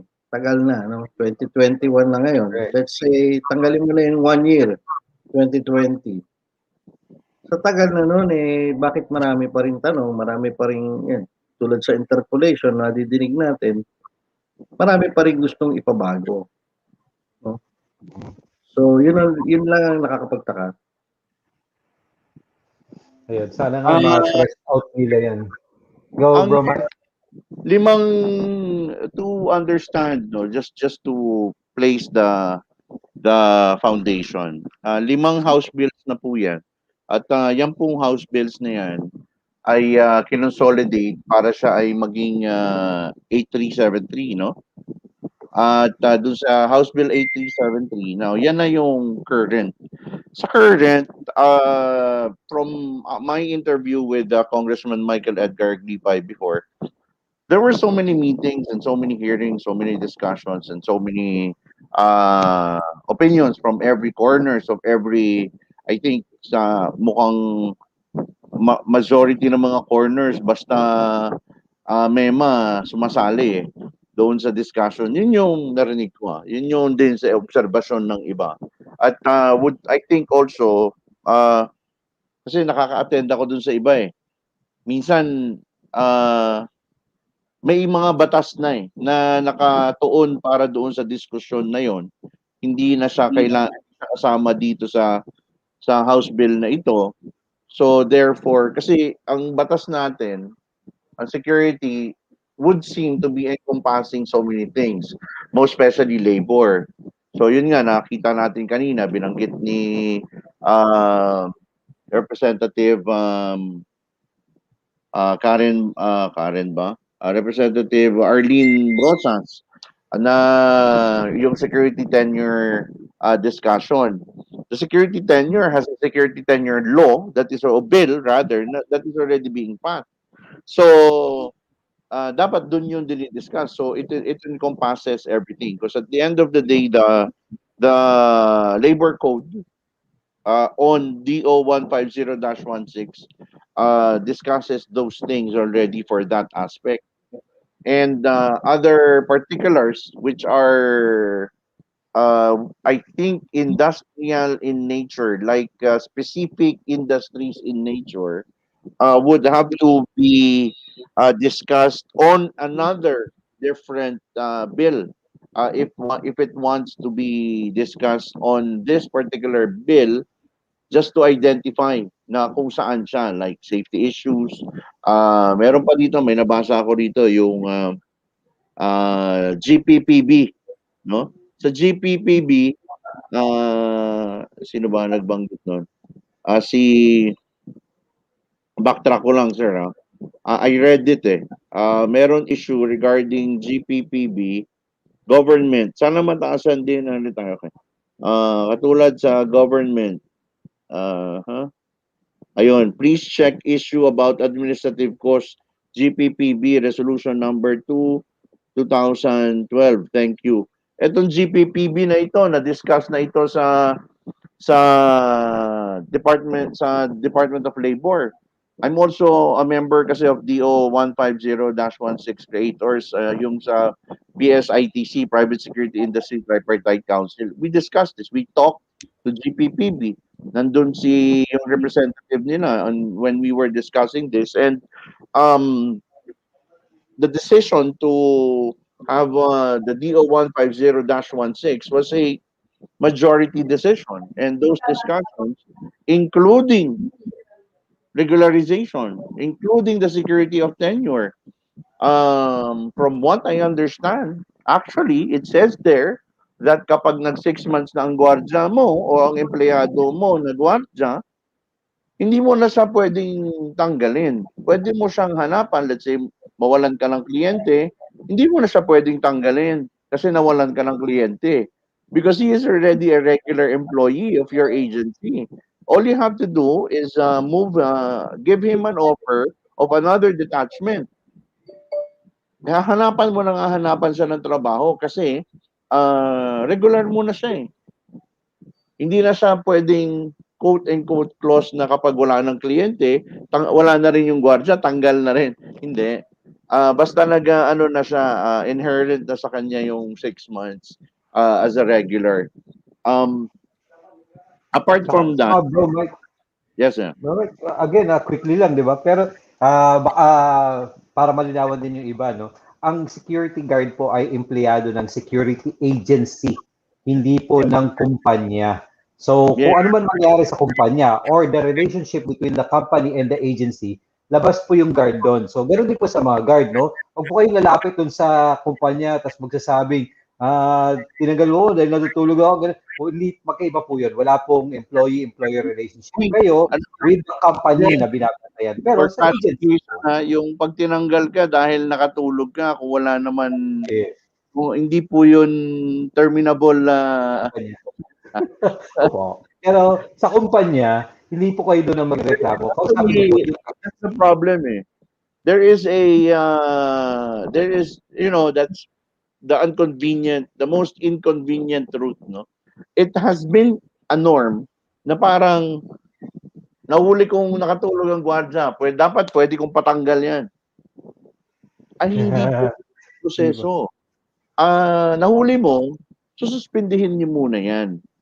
That is, if it is already proven with just cause. Kasi hindi naman pwedeng, parang may tapyas dito sa mukha, hindi ko gusto yan. That's prejudicial. Hindi mo pwedeng gawin yun. When Pero you ang point naman doon. hire on qualification of the law. Yes. Pero ang point naman doon is, and please correct me if I'm wrong, no? Kunyari ako yung kumpanya, tapos nahuli ko na tutulog ang guard. Ibig sabihin ng guard or yung agency does not deliver the protective service that the reason why I got the security guard. Ang pwede nyo po, sabihan yung agency, palitan nyo po ng isang tao that can deliver the service. Pero kung sabihan nyo pong tanggalin ninyo yung guard na yun dahil natulog, tingin mo, hindi, labas na po yun sa ano. What is the just cause? What is the cause if it's just?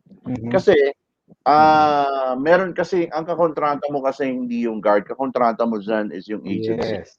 So, si agency may responsibility. Pag nag-fail siya sa responsibility niya, ang pwede mong actually i-sanction dyan is yung agency mismo. Agency. That's why it is not a single post. It is a multiple guard force post. And there is a higher ranking officer that supervises him. Yun. Yes. Nasabit yung officer. Yes. Pero internal na yun. Internal na sa agency yun. Letter, if ikaw nakahuli, kliyente ka, nahuli mo, may proof ka, pwede papatawag mo yung agency or you will cite it in the contract. Kasi may contract ka. Meron ka naman, baka mamaya, meron in terms of reference.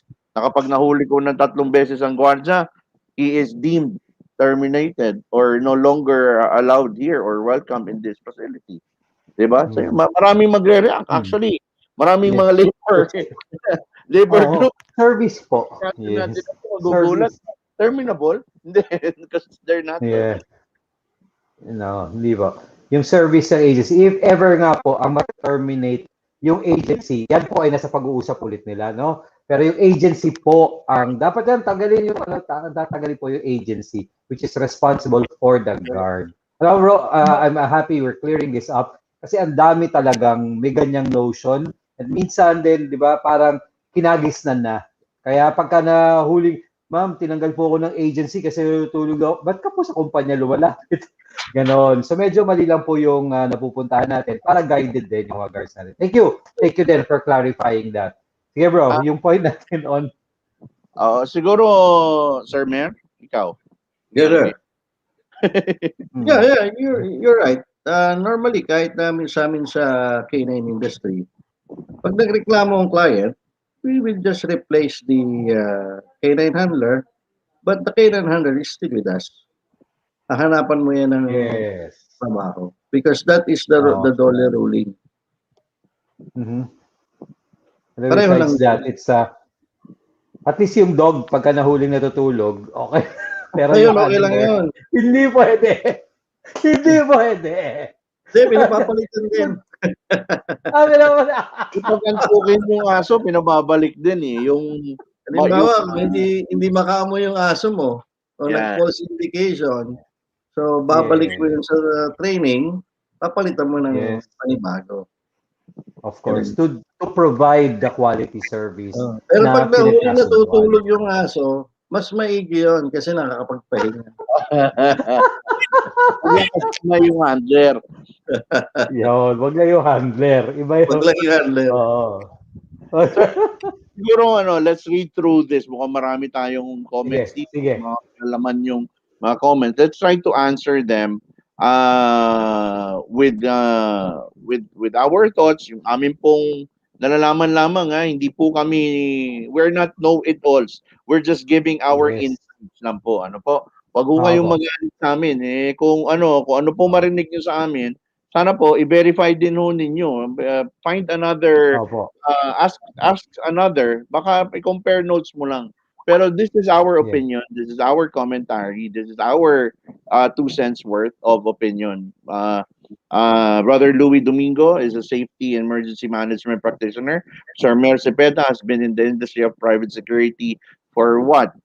They're both from the industry for more than 40 years. Just kidding.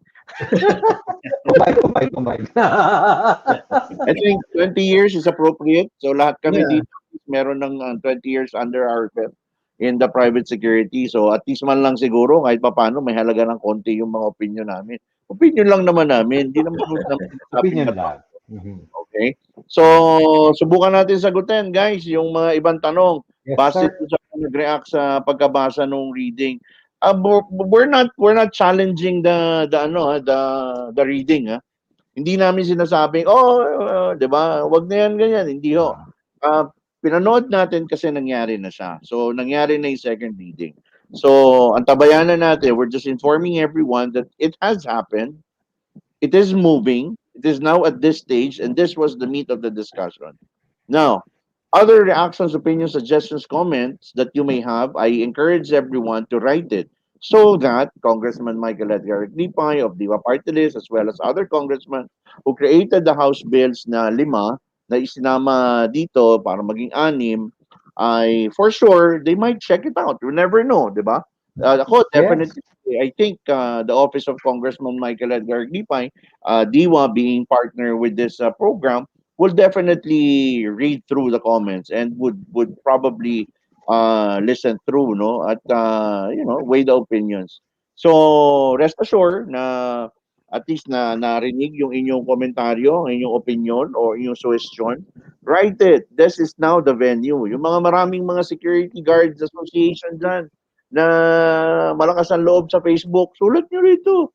Sulat nyo rito. Huwag kayong maraming sinasabi sa mga lugar na naghahanap lang kayo ng bato sa hangin, no? Ilagay natin sa tamang venue. Tignan natin kung mailahad natin dito. There's no right or wrong. Lahat ng komento ninyo, lahat ng suggestions ninyo or opinions ninyo, write it. If we think we can share our thoughts as well when we read it, we'll answer it. We'll try to provide solutions. If not, you can take it or not. Nasa inyo na po yan. At least po, nailabas po natin. So, question number 1. Ina Cos de la Cruz. Karapatan po ba naming mga gwardiya ang hazard pay during pandemic? Sir Mer? Parang 2 schools of thought. Karapatan or Pwede, no? Merong, Privilege. kasi bigla itong pandemic, di naman natin alam na dadating to, no? And even if in the rulings, wala yung pandemic nakalagay, no? Normally, it's only if there is an emergency. But since this is a new kind of emergency, hindi tayo handa kung ano talaga ang dapat gawin. But based on our experience, it should be, for example, yung mga yung mga swab test, no? Like batas ngayon is yung vaccine should be borne by the employer, no? At I think it has to be cleared before, no? Before the authorities. I mean, it should be, no? Pero hindi lahat sumusunod. Brother Louis? Yeah. Kara- karapatan is medyo Right. strong word siya sa akin. Knowing na, di ba, like, paano yung kumpanya, naghihirap din. Magbabayad sa agency, na naghihirap na rin sa pangungulit para makakolekta. Agency din, mahihirapan kasi skeletal force para mapunta sa inyo. But the circle, point ko lang, the circle goes there. Lahat po tayo nahihirapan. No? Let's look beyond that hazard pay lang para masustain natin ang economy natin, bulsa natin, trabaho, yung kumpanya na agency, yung kumpanya na kung saan tayo assign. Yan lang po sana ang medyo isipin natin for now because I agree with Sir Mayor, no? Hindi po tayo ready on those parts, no? Kung what is due, what is ano. But sinasabi naman po, no, ng narinig ko rin with the DILG, ganon, the DOLE, and they are looking at it. Okay? Pero for now, hikahos po talaga ang economy to demand at sabihin natin karapatan is will have a cycle. Malaki po yung impact na, sige, bibigyan namin kayo kasi dapat karapatan. Kukunin namin sa kumpanya kasi dapat karapatan. Yung kumpanya, wala nga akong negosyo. Sige, tigil na lang natin. Lahat po tayo mawawalan. So, yun na po. Medyo, medyo advanced foresight po muna tayo. Pag nakagulong-gulong na po economy natin, hopefully, maging karapatan. Hopefully, maging karapatan. Deserving po. But thank you, Ina Costa Cruz. Bro Mike? Oo, karapatan mo. Wala na, hindi na ako papaligoy-ligoy pa. Tungkol dyan sa tanong mo, karapatan po ba naming mga guardia ang hazard pay during pandemic? Ako actually, kahit hindi pandemic, oo. My worth, bakit ko sinabi yon? I'm in the service of protection of lives and property. Hindi ba ako nasa harm's way? Yes, I am. Therefore, I deserve it. Because if something happens to me, I don't want to work through the nitty-gritty of magkano kaya ibibigay ng agency ko pag namatay ako? Magkano kaya ang ibibigay na anong contribution makukuha ng pamilya ko? What is to be left? Yan ang opinion ko lang po ito, ha? Okay? Ang aking opinion ay I think karapatan. Dahil kung ang trabaho ko ay sumalo ng bala, pumarang sa bumabagsak na debris, ilayo o pumatay ng sunog, parang as basic as that, I think I deserve it. So yan, Ina, that is subject to debate and subject to the rules of the Department of Labor and Employment. But bakit ko rin ito sinabi in terms of Department of Labor? I tried. I placed my position on ensuring nung sa mga meetings ng Private Security Industry Tripartite Council on the deliberation on the DO 150-16. Maraming mga bagay na dapat karapatan ng Guardia. Sana lang matupad ito sa patuloy na pakikibaka, sa patuloy na pagdiskusyon sa tamang fora. So, maraming salamat, Ina Cos de la Cruz. Marlon Antonio Vancena naman. More than 3 decades na ang RA 5487. dapat talaga baguhin o magkaroon ng amendments. O yan ha. I think that's his opinion. That's a good opinion. Tama yan. Your thoughts, Sir Mayor? Yeah, actually, I believe that there are lots of things to be changed, no, in 5487. For example, nga, sa K9 industry, the K9 is under the equipment, but it should be removed from that classification because K9 is a live animal. No? And that's the reason na hindi nabibigyan din ng budget yung mga K9 ng ating government is because they're just considered equipment like guns, batons, no? CCTVs. But it should be removed. No? It should be reclassified. Maybe as a tool, no? Pero not an equipment. Yun. That's a big debate, actually. Yun. Brother Louis? Yeah, definitely. The law should be dynamic and adaptive to the times. So yes po, talagang baguhin o magkaroon ng amendments is correct. Kaya nga po siguro, yan po, may RA 5487 tayo, dinadaan ulit sa Kongreso para po ma-update. Diba? Kaya lang talaga pong the wheels of justice are parang slow, as you say, but it goes through proper scrutiny tulad nga po ng mga other representatives natin para ma-ensure na maayos yung ating batas. Bro Mike? Thank you, Marlon Antonio Avancenia. At galing naman kay Efraim Santos, CSP. Sana magkaroon pa ng mga benefits para sa mga gwardiya, like scholarship sa mga anak namin at mismo sa mga guard na gustong makapagtapos din ng college. Sana may mga mambabatas po tayo na magsusulong nito, plus health card including ng family namin. Thank you, Efraim Santos. Sir Mayor Cepeda, your thoughts? Well, I think it depends on the ano naman security agency. How big your security agency is, no? Kung ang clients mo are big enough to charge, including those benefits, so why not? But Yun. it should be. It should be. Yun. Brother Louis? Yeah. Sa akin, kung ano, hindi natin hintayin na magganyan, a small cooperative that you might have or find ways na magkatulungan po tayo sa industry.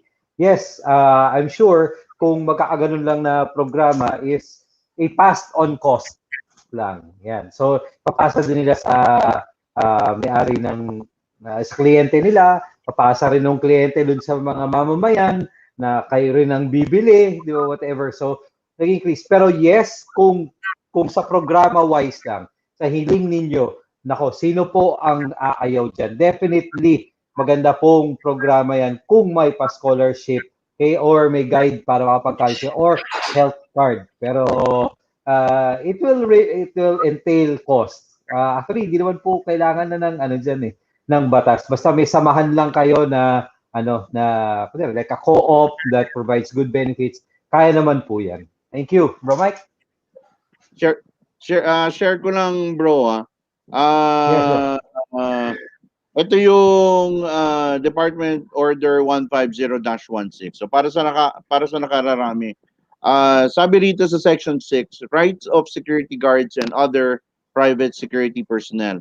All security guards and other private security personnel, whether deployed or assigned as reliever, seasonal, weekender, or temporary, shall be entitled to all the rights and privileges as provided for in the Labor Code, as amended, which shall include the following: A. Safe and healthful working condition.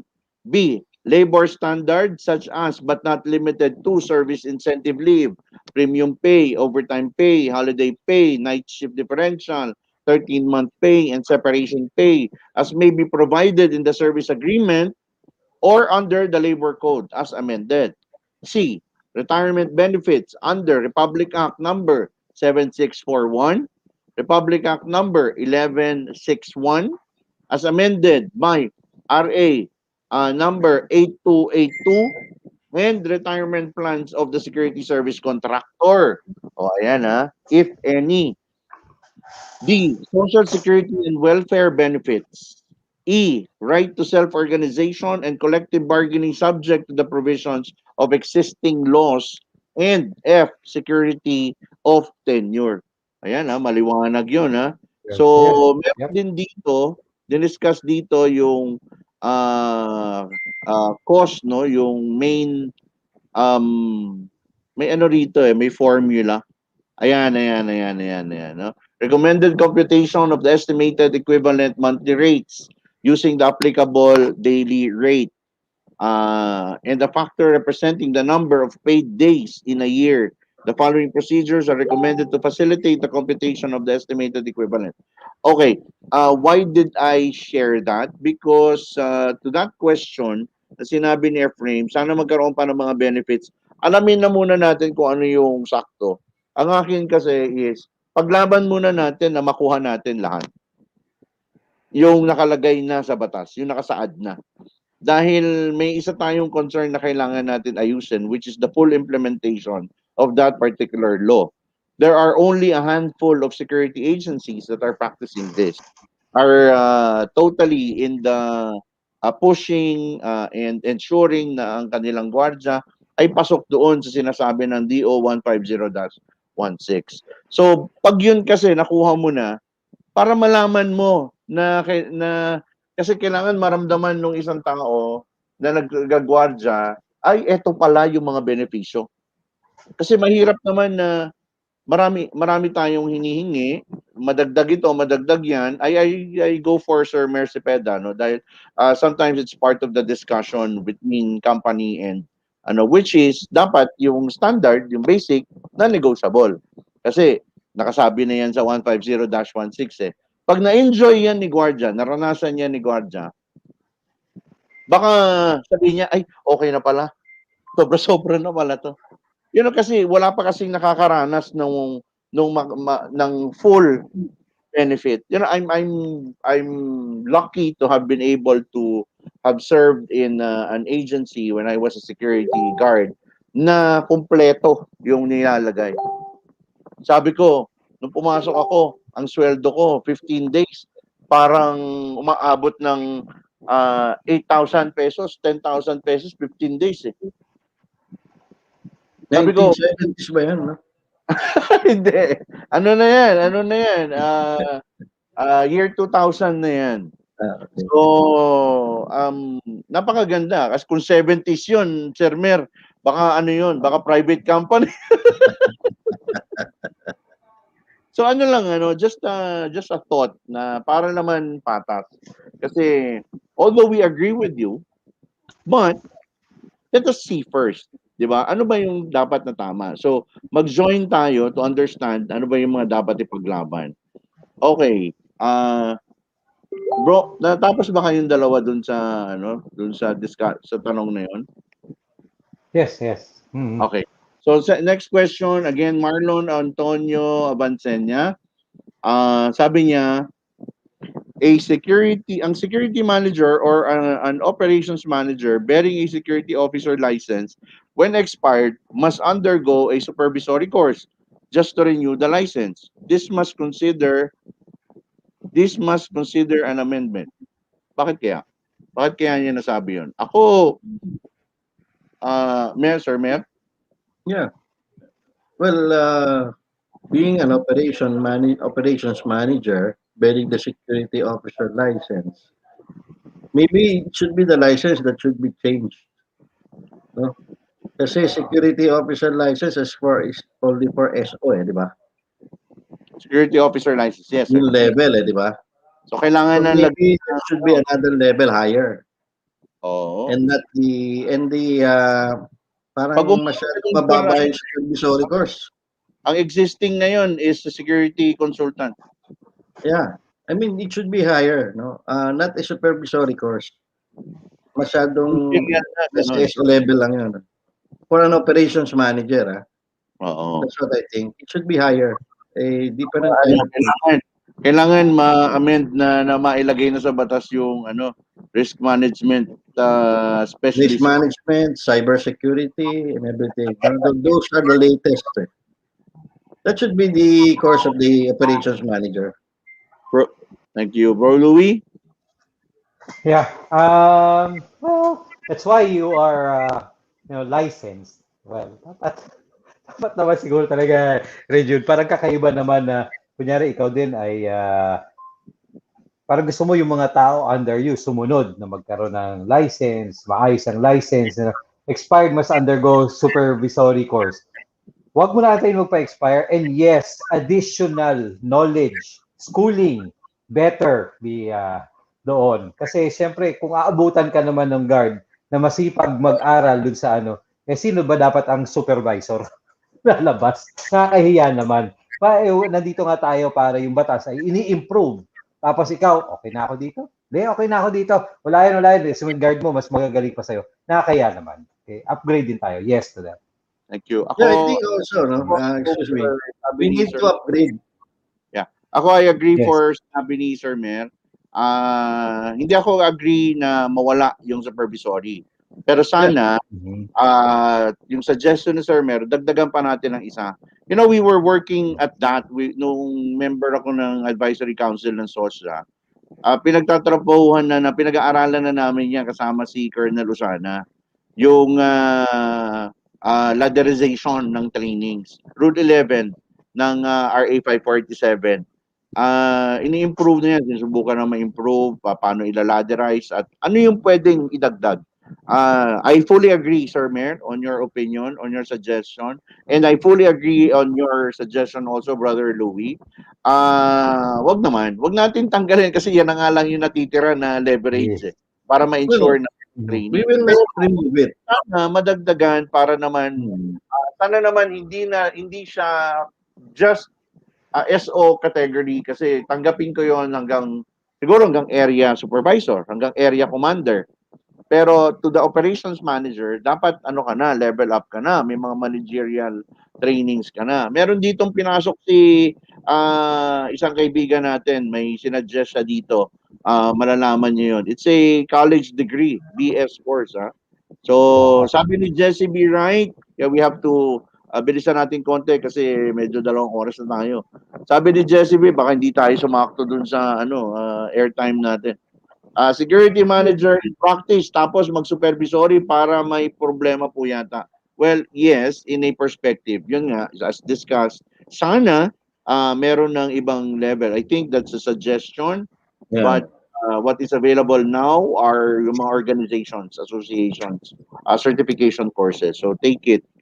Sabi ni Jesse B. Wright, check the retirement of SG. Napunta lang sa agency. Once na lumipat sila ng agency, dapat may mag-handle niyan para di mismanage. Alam mo sir, kami po sa Security Guard Association of the Philippines ay nagsusubok na maging maayos niyan. Pero matagal, mahabang panahon. Pero sana mapabilis, yan ay aking suggestion. Sana po, dahil isa ho yan sa binabantayan namin. Again, there are only a handful. But I think if you are a company, I'm sure Sir Mer Cepeda and Brother Louis will agree with me. Kung ikaw ay kumpanya, lagay mo dun sa terms of reference mo. Dapat nandun yun sa kontrata mo na kung aalis sa'yo at dapat ibigay nila yun dun sa mga gwardyang aalis sa'yo. Devil's suggestion lang yun. Baka Opinion lang po. Pangarap. Pwede mangarap. may magagalit Pero yes. sa agency. Pero at the end of the day, that is you, the guard. Again, it's an opinion. It's a suggestion. Kung hindi, bilis-bilisan natin mag-create ng AppSly o ng SGSly. Di ba?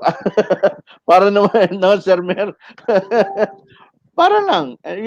Kasama niyan sa, may mga, alam ko, may mga grupo ng mga magagaling na security agency owners na inaayos na yan na ganyan. Why not? Hintayin natin. Sabi ulit ni Marlon Avancenia, siguro it's time na that the tour of duty of guards must be limited to 8 hours duty only.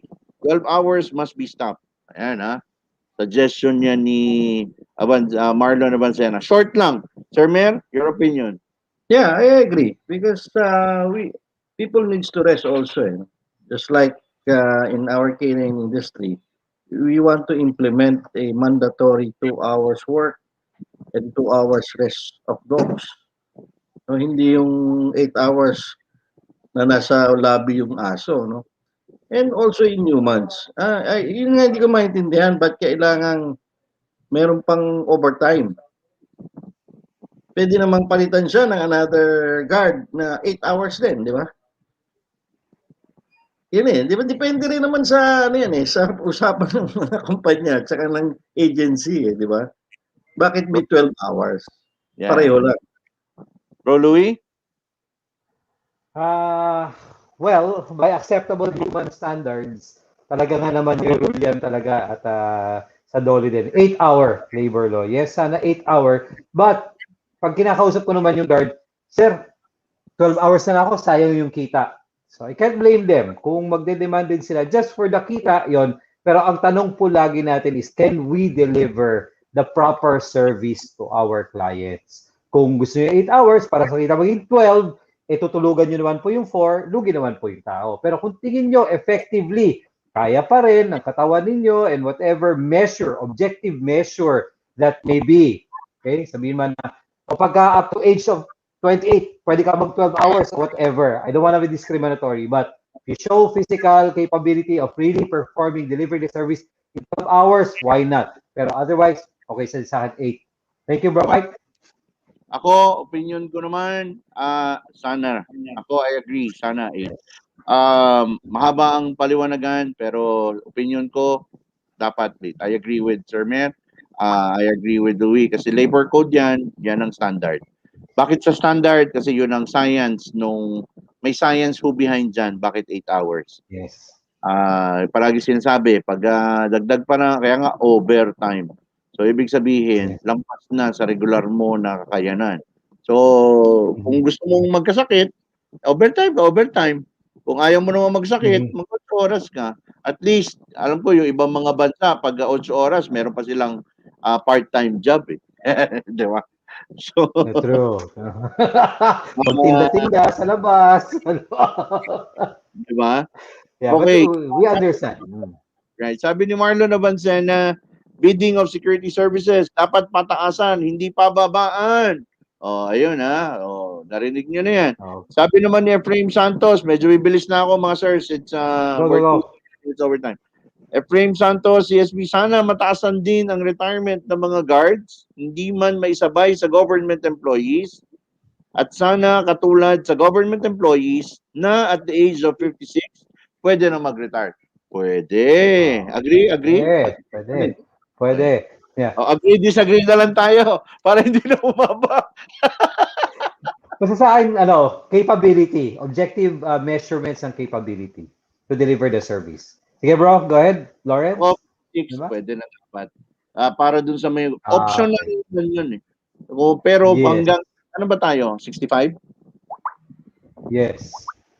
Yes, alam ko 65. Dapat 56, pwede na siya mag-avail hanggang 65. Yeah. Pero 65, hindi na siya pwede lumampas doon. Kailangan na siya mag-retire. Sabi ni Lawrence Atanasio, dapat ma-regular na ang mga SG natin at nakadepende rin sa company agency policy. So kung maisabatas na ang agency, dapat ma-regular din. Yun na pag-usapan kanina. Angelo Laison, please check issue about administrative cost GPPB resolution number 2 2012. Thank you. You know yun. Around, I think we were in that discussion on 2019, if I'm not mistaken, na sinama namin ng GPPB kasi nga it was an issue dahil 10% admin overhead lang sila. Samantalang ang napag-usapan is 20% admin overhead. So nalinawan naman sila, kailangan lang intayin yung sagot o kung may sagot na sila parang kung hindi pa yan effective sa government contracts mo, so yun yung naging sagot. Hindi pa binabago. Okay. Marlon Antonio Vancena, dapat ang training ng security guard dapat ladderized at accredited ng CHED leading to a certain bachelor's degree. Hindi na tulad ngayon, tatanda na lang paulit-ulit lang training hanggang sa ganun na lang at magre-retired na siya na high school graduate. I think it goes hand in hand kanina dun sa suggestion ni Sir Frame Santos, no? Na sana nga Yes. meron siyang pataas na ron. Sayang, sana maupuan namin ulit, sana maimbitahan tayo ulit na umupo doon sa ladderization ng Rule 11. Approval na lang iniintay noon kasi tapos na yun. Sana ma-approve na siya. So sabi ni Sir Angelo Laison, magandang gabi po sa lahat. May bago po tayo, bachelor course. Yan yun. Na-align po sa ating mga guard, BS Industrial Security Management. Try to check lang sa malapit school sa inyo and free naman po sa mga state and state University and colleges. University and colleges. Ayan, university and colleges sabi niya. So ayun, say hi to my grandmother from New Jersey. Hello. Ayan. Ayan ang ating mga Yun. question, opinion at komento sa panahon ng second reading ng House Bill ano nga bro 8037 ba? Ano? Sabi ko na kailangan ko ng calculator para i-keep track yan. Wala Ang dami nung kanina. Ha? Sabi ko na kailangan ko ng calculator. 8783. 8783. So, yun. Sirs, our parting message, unahin natin kay Sir Mer Cepeda bago sa aking partner na si Louie Domingo. Sir Mer? Yes, magandang gabi ulit sa inyong lahat at sana ay be safe and healthy. Tumataas na naman daw ang COVID. Yep. At I think sa gabi yata lumalabas ang COVID kasi may curfew. But so always be safe, mga kababayan. Nabasa ko yan. Gabi lang bawal. Ibig sabihin sa araw, walang COVID. Mas maraming tao sa umaga. You just have to lighten up dahil maraming stressful activities, especially this pandemic. You know. True. Yeah. Thank Just you, be Sir healthy. Good evening. Thank you, Sir Mayor. Yeah. Bro Louie! Yes. Yeah, I agree with Sir Mer. Medyo ngayong araw po is 7,103. Sorry to bear that news. The power of 2 na po. Exponents na ang hawaan natin. Kaya isipin nyo 2 to the power of 10 is 1,024 na. So ingat po tayo lahat palagi. Thank you, Sir Mer, from the for representing the K9 industry. Okay, love to see your dogs there in your farm and your place there for training. At sayang si Lawrence hindi nakahabol to give his 2 cents, but quite busy lang din to doing his training to again improve the levels of security guards. Ingat po tayo lahat. Maraming salamat po sa nakinig at sa programang to again enlighten yung side po ng guards. Medyo unsung hero po sila. Yes, marami kayong munggay, but thank you again for joining us. Bro Mike? Ito pong programang ito ay naging isang special episode para po ating mapagnilay-nilayan, mapag-usapan, malaman ang impormasyon ng para sa private security industry at para po sa kapakanan ng industriyang ito. Reviewin nyo po, mag-continue to place your comments and your suggestions in this discussion page and let us know. Babalikan po namin for another special episode, and if not, on our regular Tuesdays and Thursdays discussions. We will talk about it. We will not stop in talking about it dahil para po ito sa industriya ng pag-guardia. Bueno, tulad po ng lahat ng mga kwentuhan o usapan, tayo po ay may umpisa at may katapusan. Ipapasalamat po tayo sa ating mga partners ngayong gabi, kay Sir Lawrence Atanasio, kay Sir Mer Cepeda, kay Brother Louie Domingo, naway marami po tayong napulot na aral at magagandang mga halimbawa at istorya na magsisilbing handang gabay sa atin sa lahat ng hamon sa buhay. Pag tama ang kaalaman, tiyak ang kaligtasan at kapayapaan ng bawat mamamayan. Ito po ang inyong lingkod, nagpapaalam at nag-aayaya huwag niyo po kalilimutan na sa susunod na broadcast po namin muli, mula alas 8 hanggang alas 10 ng gabi pa rin, dito sa La Guardia News Online FB page at sa parehong himpilan ng WWD 1134 kHz Armed Forces Radio AM band every Saturdays from 3 to 5 p.m. at social media accounts Mike La Guardia The Twin, Anghel de La Guardia at La Guardia News. Thank you to Police Brigadier General, retired Police Brigadier General Edgar Gipay, Marinette Yan Gipay, Teresita Castro Yan, Congressman Michael Edgar Gipay, Diwa Party List, Ginger Rosales Aglipay, Yusek Emeline Aglipay Villar, DOJ, Secretary Mark Villar, DPWH, Ella Aglipay Delio, ME Security Group, Brigadier General Emiliano Templo, and Mrs. Mildred Ortega Templo of E-Power Security Agency, President Padpao Ramon Bercado, Juanito and Ophel Lua, JSL Security Group, Helen Aquino, Unified, June De La Cruz, MS MAP, Sir Val Hizon, MS MAP, Aspire, PAC SRMS, SESMAP, Adnacag RWBG, Security Guards Alliance of the Philippines, Rizal PNP Press Corps, Taytay Municipal Station, Chief by Police Lieutenant Colonel Rodel Bano, ang kailan Chief of Police, Advisory Council Chairman Walter Godoy, SIDACMA, Philippine Investigative Media Alliance, TISAP ACAP, Delio Aceron, Gini Desiderio, of course to our friends in the PNP PSPG, headed by their Director, Police Brigadier General Ferdinand Cifuentes, and the Advisory Council of PSPG-PNP Chairman Dr. Reyes Romero, and Council sa Provincial Director po ng Nueva Ecija na si Colonel Jaime Santos at ng Provincial Director din po ng Rizal, si Colonel Joseph Arguelles. Of course, to our station, to all technical officers, technical managers, Sergeant Jeffrey Malimban, Major Lou Lara, our MCAG Commander, and to our CRS Commander, Major General Ernesto Torres. At po sa aming Chief PIO, sa ating po Chief PIO, sa ating kaibigan, na si Police Brigadier General Eldebrandi Usana ng PNP. Maraming salamat. Mike La Guardia The Twin po, nagsasabi at nagpapaalala sa ating lahat na ang seguridad at kaligtasan ay responsibilidad ng bawat mamamayan. Mapasaan ka man, lakasan ng loob, mga gwardya. Mapasaan ka man, lakasan ng loob at magtiwala. Dahil lahat tayo ay may Anghel de la Guardia. De La Guardia.